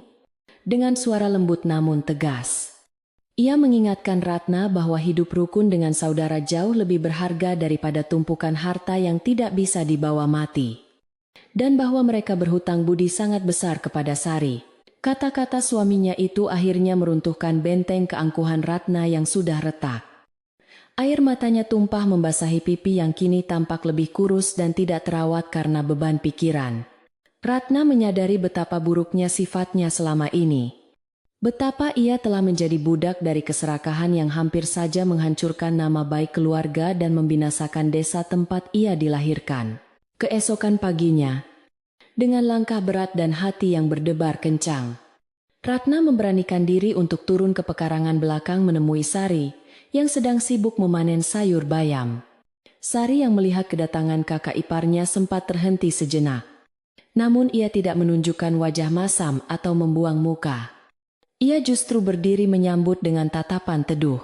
Ratna berhenti beberapa langkah di depan Sari. Bibirnya bergetar hebat, berusaha mengucapkan kata-kata yang selama ini tersangkut di tenggorokannya karena gengsi yang terlalu tinggi. Tanpa diduga, Ratna tiba-tiba bersimpuh di tanah yang lembab, memeluk kaki Sari sambil menangis tersedu-sedu, menumpahkan segala penyesalan dan permohonan maafnya di hadapan wanita yang pernah ia fitnah dengan kejam. Suara tangisan Ratna yang memilukan hati membuat suasana pagi itu menjadi hening seketika. Burung-burung seolah berhenti berkicau untuk mendengarkan pengakuan dosa seorang manusia yang telah sadar. Sari segera membungkuk dan mengangkat tubuh kakak iparnya itu. Ia tidak membiarkan Ratna bersimpuh terlalu lama di kakinya, karena baginya derajat manusia itu sama di mata Tuhan. Dengan lembut, Sari menghapus air mata di pipi Ratna dengan ujung selendangnya, lalu memeluk kakak iparnya itu dengan erat, menyalurkan kehangatan dan pengampunan tanpa syarat. "Sudahlah, Mbak," bisik Sari pelan di telinga Ratna. "Air sumur ini telah mencuci semua lumpur kemarau. Biarlah hati kita juga dicuci dari segala kesalahan masa lalu. Yang lalu biarlah berlalu. Sekarang kita mulai lagi dari awal." Momen rekonsiliasi antara dua menantu Pak Wijaya itu disaksikan oleh beberapa tetangga yang kebetulan sedang mengambil air, membuat mereka ikut terharu dan meneteskan air mata bahagia. Kabar tentang perdamaian keluarga Wijaya segera menyebar ke seluruh desa, melengkapi kebahagiaan warga yang sudah lebih dulu bersukacita atas kembalinya air. Pak Wijaya, yang mendengar kabar gembira ini dari pelayan setianya, merasa seolah mendapatkan suntikan tenaga baru yang luar biasa. Penyakit tuanya terasa membaik drastis, karena beban pikiran yang selama ini menekan dadanya telah hilang sepenuhnya. Ia meminta pelayan untuk membantunya duduk di kursi roda, dan membawanya keluar ke teras belakang untuk melihat sendiri kerukunan anak-anaknya yang telah lama ia impikan. Sebagai wujud rasa syukur atas kembalinya air dan utuhnya kembali ikatan keluarga, Pak Wijaya memutuskan untuk menggelar acara selamatan atau syukuran sederhana pada malam Jumat Legi berikutnya. Tidak ada pesta mewah dengan hiburan yang berlebihan. Hanya makan malam bersama seluruh warga desa di pekarangan belakang dekat sumur tua yang keramat itu. Persiapan dilakukan dengan gotong royong. Ratna yang ingin menebus kesalahannya bekerja paling giat di dapur, mengupas bumbu, memotong ayam, dan memasak nasi tumpeng raksasa dengan tangannya sendiri. Ia tidak lagi jijik menyentuh peralatan dapur yang kotor atau bergaul dengan para tetangga yang membantunya. Ia justru menemukan kedamaian dalam kerja keras dan kebersamaan yang tulus itu. Malam yang dinanti pun tiba. Cahaya bulan purnama bersinar terang benderang di langit yang bersih tanpa awan. Seolah alam semesta pun ikut merestui acara syukuran tersebut. Pekarangan belakang rumah Sari telah disulap menjadi tempat perjamuan yang indah dengan hiasan janur kuning dan lampu-lampu minyak yang dipasang di setiap sudut, menciptakan suasana yang sakral, namun hangat. Ratusan warga desa duduk bersila dengan rapi di atas tikar pandan yang digelar memanjang. Wajah mereka tampak bersih dan cerah setelah mandi dengan air segar dari sumur yang melimpah. Di tengah-tengah mereka, duduklah Pak Wijaya di kursi rodanya, diapit oleh Sari dan Ratna, yang kini terlihat akrab dan saling membantu melayani para tamu yang hadir. Aroma nasi kuning yang gurih, ayam goreng lengkuas yang harum, serta sambal terasi yang menggugah selera memenuhi udara malam, membuat perut siapa saja yang menciumnya berbunyi nyaring. Mbah Darmo, selaku sesepuh desa, didaulat untuk memimpin doa pembuka.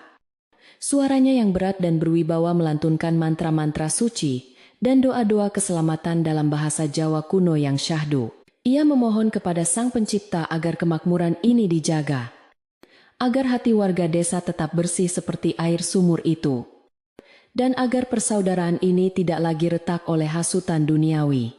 Seluruh hadirin mengaminkan doa tersebut dengan serentak. Suara amin mereka menggema memecah kesunyian malam, mengirimkan getaran positif ke angkasa raya. Setelah doa selesai, acara makan bersama pun dimulai. Nasi tumpeng dipotong oleh Pak Wijaya, dan potongan pertamanya diberikan kepada Sari, lalu potongan kedua kepada Ratna. Momen ini sangat simbolis, menandakan pengakuan Pak Wijaya atas jasa Sari, sekaligus penerimaan kembali Ratna ke dalam pelukan hangat keluarga besar. Warga desa makan dengan lahap sambil bercengkrama akrab. Suara tawa dan obrolan ringan terdengar riuh rendah, namun tetap sopan dan penuh kekeluargaan. Tidak ada lagi sekat antara si kaya dan si miskin, antara juragan tanah dan buruh tani. Malam itu semua orang merasa setara sebagai sesama manusia yang membutuhkan air dan kasih sayang untuk bertahan hidup. Sari memandang pemandangan di hadapannya dengan hati yang penuh rasa syukur. Ia melihat anak-anak kecil berlarian riang di pinggir sumur yang kini telah diberi pagar pengaman yang cantik. Ia melihat para ibu saling bertukar cerita tentang masakan. Dan para bapak mendiskusikan rencana tanam padi musim depan dengan penuh optimisme. Hatinya terasa begitu penuh dan hangat. Segala lelah dan sakit hati yang pernah ia rasakan dulu seolah lenyap tak berbekas digantikan oleh kebahagiaan melihat orang lain bahagia. Ia menyadari bahwa inilah harta karun yang sesungguhnya yang dimaksud oleh Mbah Darmo. Bukan emas atau permata, melainkan kebahagiaan komunal yang tumbuh dari benih kebaikan yang tulus. Menjelang larut malam, satu persatu warga mulai pamit pulang ke rumah masing-masing dengan perut kenyang dan hati yang puas. Membawa serta sisa makanan yang dibungkus daun pisang sebagai berkat. Ratna dan suaminya juga pamit untuk istirahat. Namun sebelum pergi, Ratna sekali lagi memeluk Sari dan berbisik terima kasih. Sebuah pelukan yang kali ini terasa jauh lebih ringan dan jujur. Pak Wijaya pun telah diantar kembali ke kamarnya untuk beristirahat, meninggalkan Sari sendirian di pekarangan belakang yang kini mulai sepi kembali. Para pelayan telah membereskan piring dan tikar, menyisakan keheningan malam yang hanya ditemani oleh suara alam yang menenangkan. Sari berjalan perlahan mendekati bibir sumur tua itu. Ia duduk di bangku batu, tempat ia biasa merenung, membiarkan kakinya yang lelah beristirahat sejenak. Cahaya bulan memantul indah di permukaan air sumur yang tenang di kedalaman sana, menciptakan kilauan perak yang seolah-olah menari-nari menyapa Sari. Suara gemericik air yang meluap pelan ke saluran pembuangan terdengar sangat ritmis, seperti suara detak jantung bumi yang sedang memompa kehidupan ke seluruh penjuru desa. Angin malam berhembus sepoi-sepoi membelai wajah Sari, membawa rasa kantuk yang nyaman. Namun, ia masih enggan beranjak karena ingin menikmati kedamaian ini sedikit lebih lama. Tiba-tiba, Sari merasakan kehadiran seseorang di dekatnya. Ia menoleh dan mendapati Mbah Darmo masih ada di sana, berdiri diam di bawah bayangan pohon Kamboja sambil menghisap rokok lembak menyanyi yang terakhir. Orang tua itu tersenyum tipis ke arah Sari. Asap rokoknya mengepul putih, menyatu dengan kabut tipis yang mulai turun menyelimuti tanah. Tugasmu sudah selesai, Nduk, kata Mbah Darmo dengan suara pelan yang hampir seperti bisikan angin. Kau telah membuktikan bahwa kelembutan bisa memecahkan batu yang paling keras sekalipun. Sari hanya tersenyum dan mengangguk hormat. Ia tidak perlu menjawab dengan kata-kata, karena hati mereka sudah saling memahami dalam bahasa kesunyian. Mbah Darmo kemudian berjalan perlahan meninggalkan pekarangan itu. Punggungnya yang bungkuk perlahan menghilang di telan kegelapan malam, seolah ia menyatu kembali dengan alam yang ia jaga. Sari tetap duduk diam, meresapi setiap detik ketenangan yang ada, membiarkan suara jangkrik dan kodok bernyanyi menghibur malam yang semakin larut. Ia merenungkan perjalanan panjang yang telah ia lalui, dari dianggap orang gila hingga menjadi penyelamat. Semua itu mengajarkannya satu hal penting, bahwa kebenaran itu seperti air.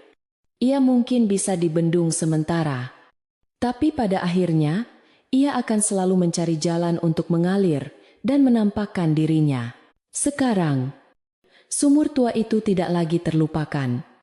Ia telah menjadi jantung desa yang berdetak kuat, menjadi saksi bisu bahwa di dunia ini tidak ada yang sia-sia jika dirawat dengan cinta. Sari menyentuh bibir sumur yang dingin itu, sekali lagi dengan penuh kasih sayang, seolah berpamitan pada sahabat lamanya sebelum ia masuk ke dalam rumah untuk beristirahat. Air di dalam sumur terus mengalir, menjamin bahwa esok pagi ketika matahari terbit, kehidupan di desa Karangbanyu akan tetap berjalan dengan damai dan sejahtera. Ketakutan akan kekeringan telah sirna, digantikan oleh keyakinan bahwa selama mereka menjaga alam dan menjaga hati, maka alam pun akan menjaga mereka. Malam semakin larut. Lampu-lampu di rumah penduduk satu persatu mulai padam, menyisakan kegelapan yang nyaman untuk mengistirahatkan tubuh yang lelah setelah seharian bekerja. Suara air yang mengalir terdengar semakin jelas di tengah kesunyian. Kricik, kricik, kricik. Sebuah irama alam yang sangat mengantukkan. Sari pun bangkit berdiri, merapikan selendangnya, dan melangkah masuk ke dalam rumahnya yang sederhana, namun penuh berkah. Menutup pintu kayu dengan pelan agar tidak mengganggu ketenangan malam. Di luar sana, di bawah selimut bintang, desa tertidur pulas dalam pelukan alam yang ramah. Diiringi nyanyian air yang tak pernah putus menceritakan kisah tentang kesabaran dan keikhlasan. Selamat tidur, wahai pendengar yang budiman. Semoga mimpi indah menyertai tidur lelap Anda malam ini. Seperti air jernih yang mengalir tenang membawa kedamaian bagi siapa saja yang mendengarkannya. Biarkan segala beban pikiran hanyut terbawa arus. Dan biarkan hati Anda beristirahat dalam ketenangan yang sempurna sampai fajar menyapa esok hari. Waktu terus berputar tanpa kenal lelah. Seperti roda pedati yang menggilas jalanan berbatu. Mengubah hari menjadi bulan. Dan bulan menjadi tahun-tahun yang panjang penuh kenangan. Di desa Karangbanyu, kisah tentang sumur tua dan keajaiban air yang muncul dari ketulusan hati. Sari perlahan-lahan berubah menjadi legenda yang dituturkan oleh para orang tua kepada anak cucu mereka sebagai pengantar tidur. Puluhan tahun telah berlalu sejak malam syukuran yang bersejarah itu. Dan wajah desa kini telah banyak berubah. Namun semangat persaudaraan yang lahir dari peristiwa itu tetap terjaga utuh, bagaikan api abadi yang tak pernah padam ditiup angin zaman. Pohon beringin yang dulu menaungi sumur tua itu kini telah tumbuh menjadi raksasa hijau yang akar gantungnya menjuntai menyentuh tanah. Seolah-olah menjadi tirai alami yang melindungi kesucian tempat itu dari gangguan luar. Sari, sang menantu yang dulu muda dan sering dipandang sebelah mata, kini telah bermetamorfosis menjadi sosok sepuh yang rambutnya telah memutih sempurna seperti kapas. Kulit wajahnya kini dihiasi oleh kerutan halus yang memetakan perjalanan hidupnya yang panjang. Namun sorot matanya tetaplah sama. Teduh dan menenangkan seperti permukaan air sumur yang ia jaga seumur hidupnya. Orang-orang desa kini memanggilnya dengan sebutan Mbah Sari. Sebuah panggilan penuh taksim yang menyetarakan posisinya dengan mendiang Mbah Darmo yang telah lama berpulang ke pangkuan ilahi. Setiap sore, Mbah Sari masih setia duduk di bangku batu di dekat sumur. Bukan lagi untuk bekerja keras menggali lumpur, melainkan untuk menikmati masa tuanya, sambil mengawasi cicit-cicitnya yang bermain riang di halaman yang asri. Ratna, sang kakak ipar yang dulu pernah tersesat oleh kilauan harta duniawi, juga telah menghabiskan sisa hidupnya dengan menebus segala kesalahannya, melalui pengabdian tanpa pamrih kepada keluarga dan desa. Sebelum ia menutup mata untuk selamanya beberapa tahun yang lalu, Ratna sempat berpesan kepada anak-anaknya agar tidak pernah memperebutkan tanah atau harta, dan agar selalu menghormati Mbah Sari sebagai ibu kedua mereka. Hubungan antara keturunan Ratna dan keturunan Sari terjalin sangat erat. Tidak ada lagi sekat pemisah antara keluarga kaya dan keluarga miskin. Mereka semua kini adalah satu keluarga besar Karangbanyu yang disatukan oleh sejarah air dan darah, warisan Pak Wijaya yang dulu menjadi sumber sengketa. Kini dikelola bersama dalam bentuk koperasi tani, desa yang hasilnya dinikmati oleh seluruh warga secara adil dan merata. Sumur tua di belakang rumah itu, kini tidak hanya menjadi sumber air fisik, tetapi telah menjadi simbol spiritual bagi penduduk desa. Sebuah monumen pengingat tentang pentingnya menjaga keseimbangan antara manusia dan alam. Warga desa sepakat untuk tidak memasang pompa listrik modern di sumur itu. Mereka memilih untuk tetap menggunakan timba tradisional dan saluran bambu. Demi menjaga keaslian dan kesakralan proses pengambilan air. Mereka percaya bahwa air yang diambil dengan keringat dan kesabaran memiliki rasa yang lebih manis dan berkah yang lebih besar daripada air yang memancar instan karena mesin. Tradisi membersihkan sumur bersama-sama setiap bulan Suro pun masih terus lestari. Menjadi ajang gotong royong yang paling dinanti-nanti oleh seluruh lapisan masyarakat desa. Suatu sore yang tenang, ketika matahari sedang condong ke barat menyisakan cahaya keemasan yang hangat, Seorang pemuda asing datang memasuki desa Karangbanyu dengan ransel besar di punggungnya. Pemuda itu adalah seorang peneliti budaya dari kota yang mendengar desas-desus tentang desa air abadi dan ingin membuktikan sendiri kebenaran cerita rakyat yang beredar di luar sana. Ia berjalan menyusuri jalan desa yang rapi, menyapa para petani yang sedang pulang dari sawah, dan akhirnya diarahkan oleh warga menuju rumah joglo tua yang asri di mana Mbah Sari tinggal. Pemuda itu terkesima melihat pekarangan belakang yang begitu hijau dan terawat. Dengan sumur tua yang legendaris itu, berdiri kokoh di tengah-tengahnya seperti jantung yang memompa kehidupan. Mbah Sari menyambut kedatangan pemuda itu dengan senyuman ramah yang khas. Mempersilakannya duduk di balai-balai bambu dan menyuguhkan segelas air kendi yang dingin dan segar. Pemuda itu meminum air tersebut dengan takjub. Ia merasakan kesegaran yang belum pernah ia rasakan sebelumnya. Rasa lelah perjalanan jauh seolah sirna, seketika begitu air itu membasahi tenggorokannya. Dengan penuh rasa ingin tahu, pemuda itu mulai bertanya kepada Mbah Sari tentang rahasia sumur ini. Apakah benar ada naga penjaga atau emas gaib di dasarnya, seperti yang diceritakan orang-orang di pasar kota? Mbah Sari tertawa kecil mendengar pertanyaan polos itu. Suara tawanya terdengar renyah meski lirih, mengingatkan pada bunyi dedaunan kering yang tertiup angin, dengan suara yang pelan dan berirama. Mbah Sari mulai bercerita kepada pemuda itu, bukan tentang naga atau hantu, melainkan tentang kisah nyata masa lalunya yang penuh dengan ujian kesabaran. Ia menceritakan bagaimana dulu ia dihina karena memilih tanah gersang, bagaimana fitnah kejam pernah menimpanya, dan bagaimana ketamakan hampir menghancurkan segalanya. Ia menekankan bahwa keajaiban yang terjadi di sini bukanlah sihir, melainkan hasil dari ketekunan, keyakinan kepada Tuhan, dan kemauan untuk mendengarkan suara alam yang sering diabaikan manusia modern. "Nak," kata Mbah Sari sambil menatap lekat mata pemuda itu. Emas yang paling murni itu tidak berwarna kuning dan berkilau, tetapi bening dan mengalir. Emas itu adalah air, dan wadahnya adalah hati yang ikhlas. Pemuda itu mendengarkan dengan seksama, mencatat setiap kata bijak yang keluar dari mulut wanita tua itu. Ia merasa seolah sedang berguru kepada seorang pertapa suci yang telah menyelami samudra kehidupan. Ia menyadari bahwa legenda desa Karangbanyu bukan sekadar dongeng pengantar tidur, melainkan sebuah filosofi hidup yang sangat relevan bagi dunia luar, yang kini semakin kering kerontang akibat kerusakan lingkungan dan krisis moral. Pemuda itu memutuskan untuk tinggal beberapa hari di desa itu, bukan hanya untuk meneliti, tetapi untuk belajar hidup kembali selaras dengan alam, mengikuti ritme kehidupan warga desa yang lambat namun penuh makna. Malam harinya, Mbah Sari mengajak pemuda itu dan cucu-cucunya duduk melingkar di dekat sumur di bawah sinar bulan purnama yang terang benderang.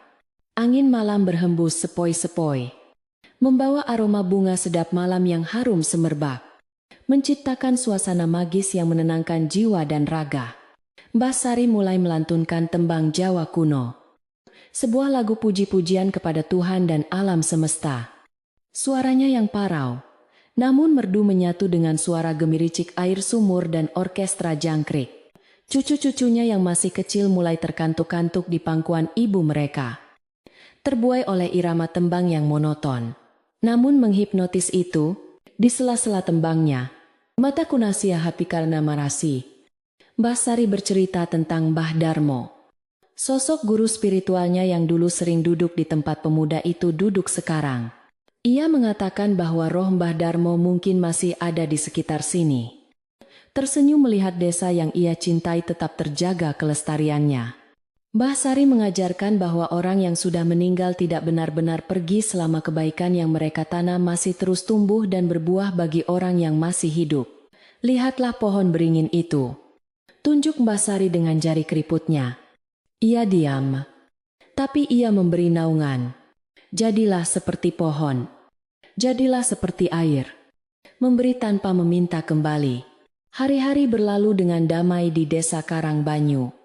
Musim berganti musim, namun kedamaian di desa itu seolah abadi, tak tersentuh oleh hiruk-pikuk dunia luar yang semakin kacau. Generasi muda desa yang merantau ke kota pun selalu rindu untuk pulang. Bukan karena terpaksa, melainkan karena panggilan hati untuk kembali merasakan ketenangan yang hanya bisa ditemukan di dekat sumur tua Mbah Sari. Mereka pulang membawa ilmu pengetahuan baru, namun tetap tunduk pada kearifan lokal. Memadukan teknologi dengan tradisi untuk menjaga warisan leluhur, agar tetap relevan di zaman modern. Desa Karangbanyu menjadi contoh nyata bahwa kemajuan tidak harus mengorbankan alam, dan kekayaan tidak harus mengorbankan persaudaraan. Suatu ketika, musim kemarau panjang kembali datang menyapa wilayah itu.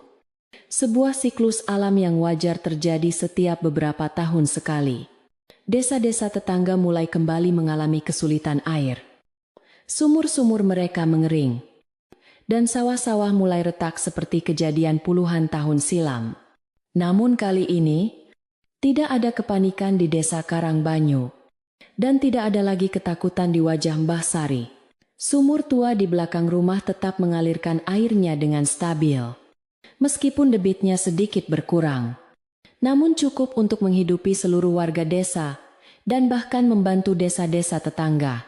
Warga desa Karangbanyu dengan sukarela membuka pintu desa mereka bagi tetangga yang membutuhkan air. Mereka bergotong royong mengangkut air dengan gerobak dan mobil bak terbuka untuk dibagikan ke desa sebelah. Tidak ada jual beli air. Tidak ada pamrih politik. Yang ada hanyalah semangat berbagi yang telah diajarkan oleh Mbah Sari selama bertahun-tahun. Mbah Sari sendiri, meski sudah sangat tua dan sulit berjalan, bersikeras untuk ikut mengawasi pembagian air itu, memastikan bahwa setiap tetes air sampai kepada mereka yang membutuhkan tanpa terkecuali. Ia melihat wajah-wajah penuh syukur dari orang-orang desa tetangga. Dan ia teringat kembali pada wajah Ratna dulu saat pertama kali melihat air memancar. Sebuah siklus kebaikan yang terus berputar. Di penghujung usianya, Mbah Sari sering menghabiskan waktu sendirian di tepi sumur saat tengah malam, merenungkan perjalanan hidupnya yang akan segera berakhir. Ia tidak takut menghadapi kematian. Baginya kematian hanyalah perpindahan alam. Seperti air yang menguap menjadi awan, lalu turun kembali menjadi hujan. Ia merasa tugasnya di dunia ini sudah hampir selesai. Ia telah menjaga amanah mertuanya. Ia telah mendamaikan keluarganya. Dan ia telah mewariskan mata air kehidupan bagi desanya. Hatinya terasa sangat ringan. Seringan kapas yang tertiup angin. Siap untuk terbang kapan saja sang pencipta memanggilnya pulang. Pada suatu malam yang sangat hening, ketika seluruh desa telah terlelap dalam mimpi indah mereka, Mbah Sari duduk bersandar di tiang pendopo belakang. Matanya menatap langit yang bertaburan bintang. Ia melihat seolah-olah bintang-bintang itu membentuk wajah-wajah orang yang ia cintai, yang telah mendahuluinya wajah suaminya. Wajah Pak Wijaya, wajah ibu mertuanya, wajah Mbah Darmo, dan wajah Ratna. Mereka semua tersenyum padanya, melambaikan tangan memanggilnya untuk bergabung dalam keabadian yang damai. Mbah Sari tersenyum membalas mereka. Ia menarik napas panjang menghirup udara malam yang segar, lalu menghembuskannya perlahan bersamaan dengan rasa syukur yang tak terhingga. Esok paginya, warga desa menemukan Mbah Sari telah meninggal dunia dalam tidurnya di kursi goyang kesayangannya di teras belakang. Wajahnya tampak sangat damai, seolah sedang bermimpi indah. Tidak ada tangisan histeris yang memecah pagi. Yang ada hanyalah suasana haru yang mendalam dan doa-doa tulus yang dipanjatkan oleh ribuan orang yang merasa kehilangan sosok ibu bagi mereka semua. Pemakaman Mbah Sari dihadiri oleh lautan manusia dari berbagai penjuru. Mereka datang untuk memberikan penghormatan terakhir kepada wanita sederhana yang telah mengajarkan arti kekayaan yang sesungguhnya. Jasadnya dimakamkan di samping makam suaminya, tak jauh dari kompleks pemakaman keluarga Pak Wijaya. Di bawah naungan pohon Kamboja yang bunganya selalu berguguran wangi, sepeninggal Mbah Sari, sumur tua itu tetap dijaga dengan baik oleh anak cucu dan warga desa. Menjadi situs warisan yang dilindungi dan dihormati. Kisah tentang Sari dan sumur tua itu pun diabadikan dalam sebuah prasasti batu sederhana yang diletakkan di dekat sumur. Bertuliskan kalimat bijak yang pernah diucapkan Mbah Darmo Eyer, adalah darah bumi. Peliharalah ia dengan hati, maka ia akan menghidupimu selamanya. Prasasti itu menjadi pengingat abadi bagi siapa saja yang membacanya, agar tidak pernah melupakan sejarah dan nilai-nilai luhur yang terkandung di dalamnya. Dan begitulah, cerita ini terus hidup, mengalir dari generasi ke generasi, seperti aliran air yang tak pernah putus menuju samudra keabadian. Desa Karangbanyu tetap menjadi desa yang subur dan makmur, di mana padi selalu menguning pada waktunya, dan air selalu jernih membasuh dahaga. Setiap malam, ketika angin berhembus melalui celah-celah daun beringin, penduduk desa percaya bahwa itu adalah sapaan lembut dari Mbah Sari yang masih terus menjaga mereka dari alam sana. Suara gemericik air sumur itu menjadi nyanyian tidur yang paling merdu, meninabobokan anak-anak desa dalam pelukan mimpi yang aman dan damai. Kini, wahai pendengar yang budiman, malam telah benar-benar larut, dan cerita tentang sang menantu dan sumur tua yang terlupakan telah mencapai ujungnya yang sempurna. Sudah saatnya bagi Anda untuk melepaskan segala beban pikiran hari ini. Biarkan cerita ini mengendap dalam hati Anda sebagai bekal ketenangan jiwa. Bayangkan Anda sedang duduk di tepi sumur itu, merasakan sejuknya angin malam, mendengar suara air yang menenangkan. Kericik, kericik, semakin pelan, semakin jauh, membawa Anda masuk ke alam tidur yang lelap. Tarik napas dalam-dalam, rasakan udara bersih memenuhi paru-paru Anda, lalu hembuskan perlahan bersamaan dengan segala kelelahan yang ada di tubuh Anda. Mata Anda kini terasa berat, sangat berat, dan nyaman untuk dipejamkan. Tidak ada lagi yang perlu dipikirkan, tidak ada lagi yang perlu dicemaskan. Dunia ini aman, dan Anda dijaga oleh kebaikan alam semesta. Tidurlah, tidurlah dengan nyenyak. Biarkan mimpi indah menjemput Anda malam ini. Selamat tidur. Sampai jumpa di cerita berikutnya.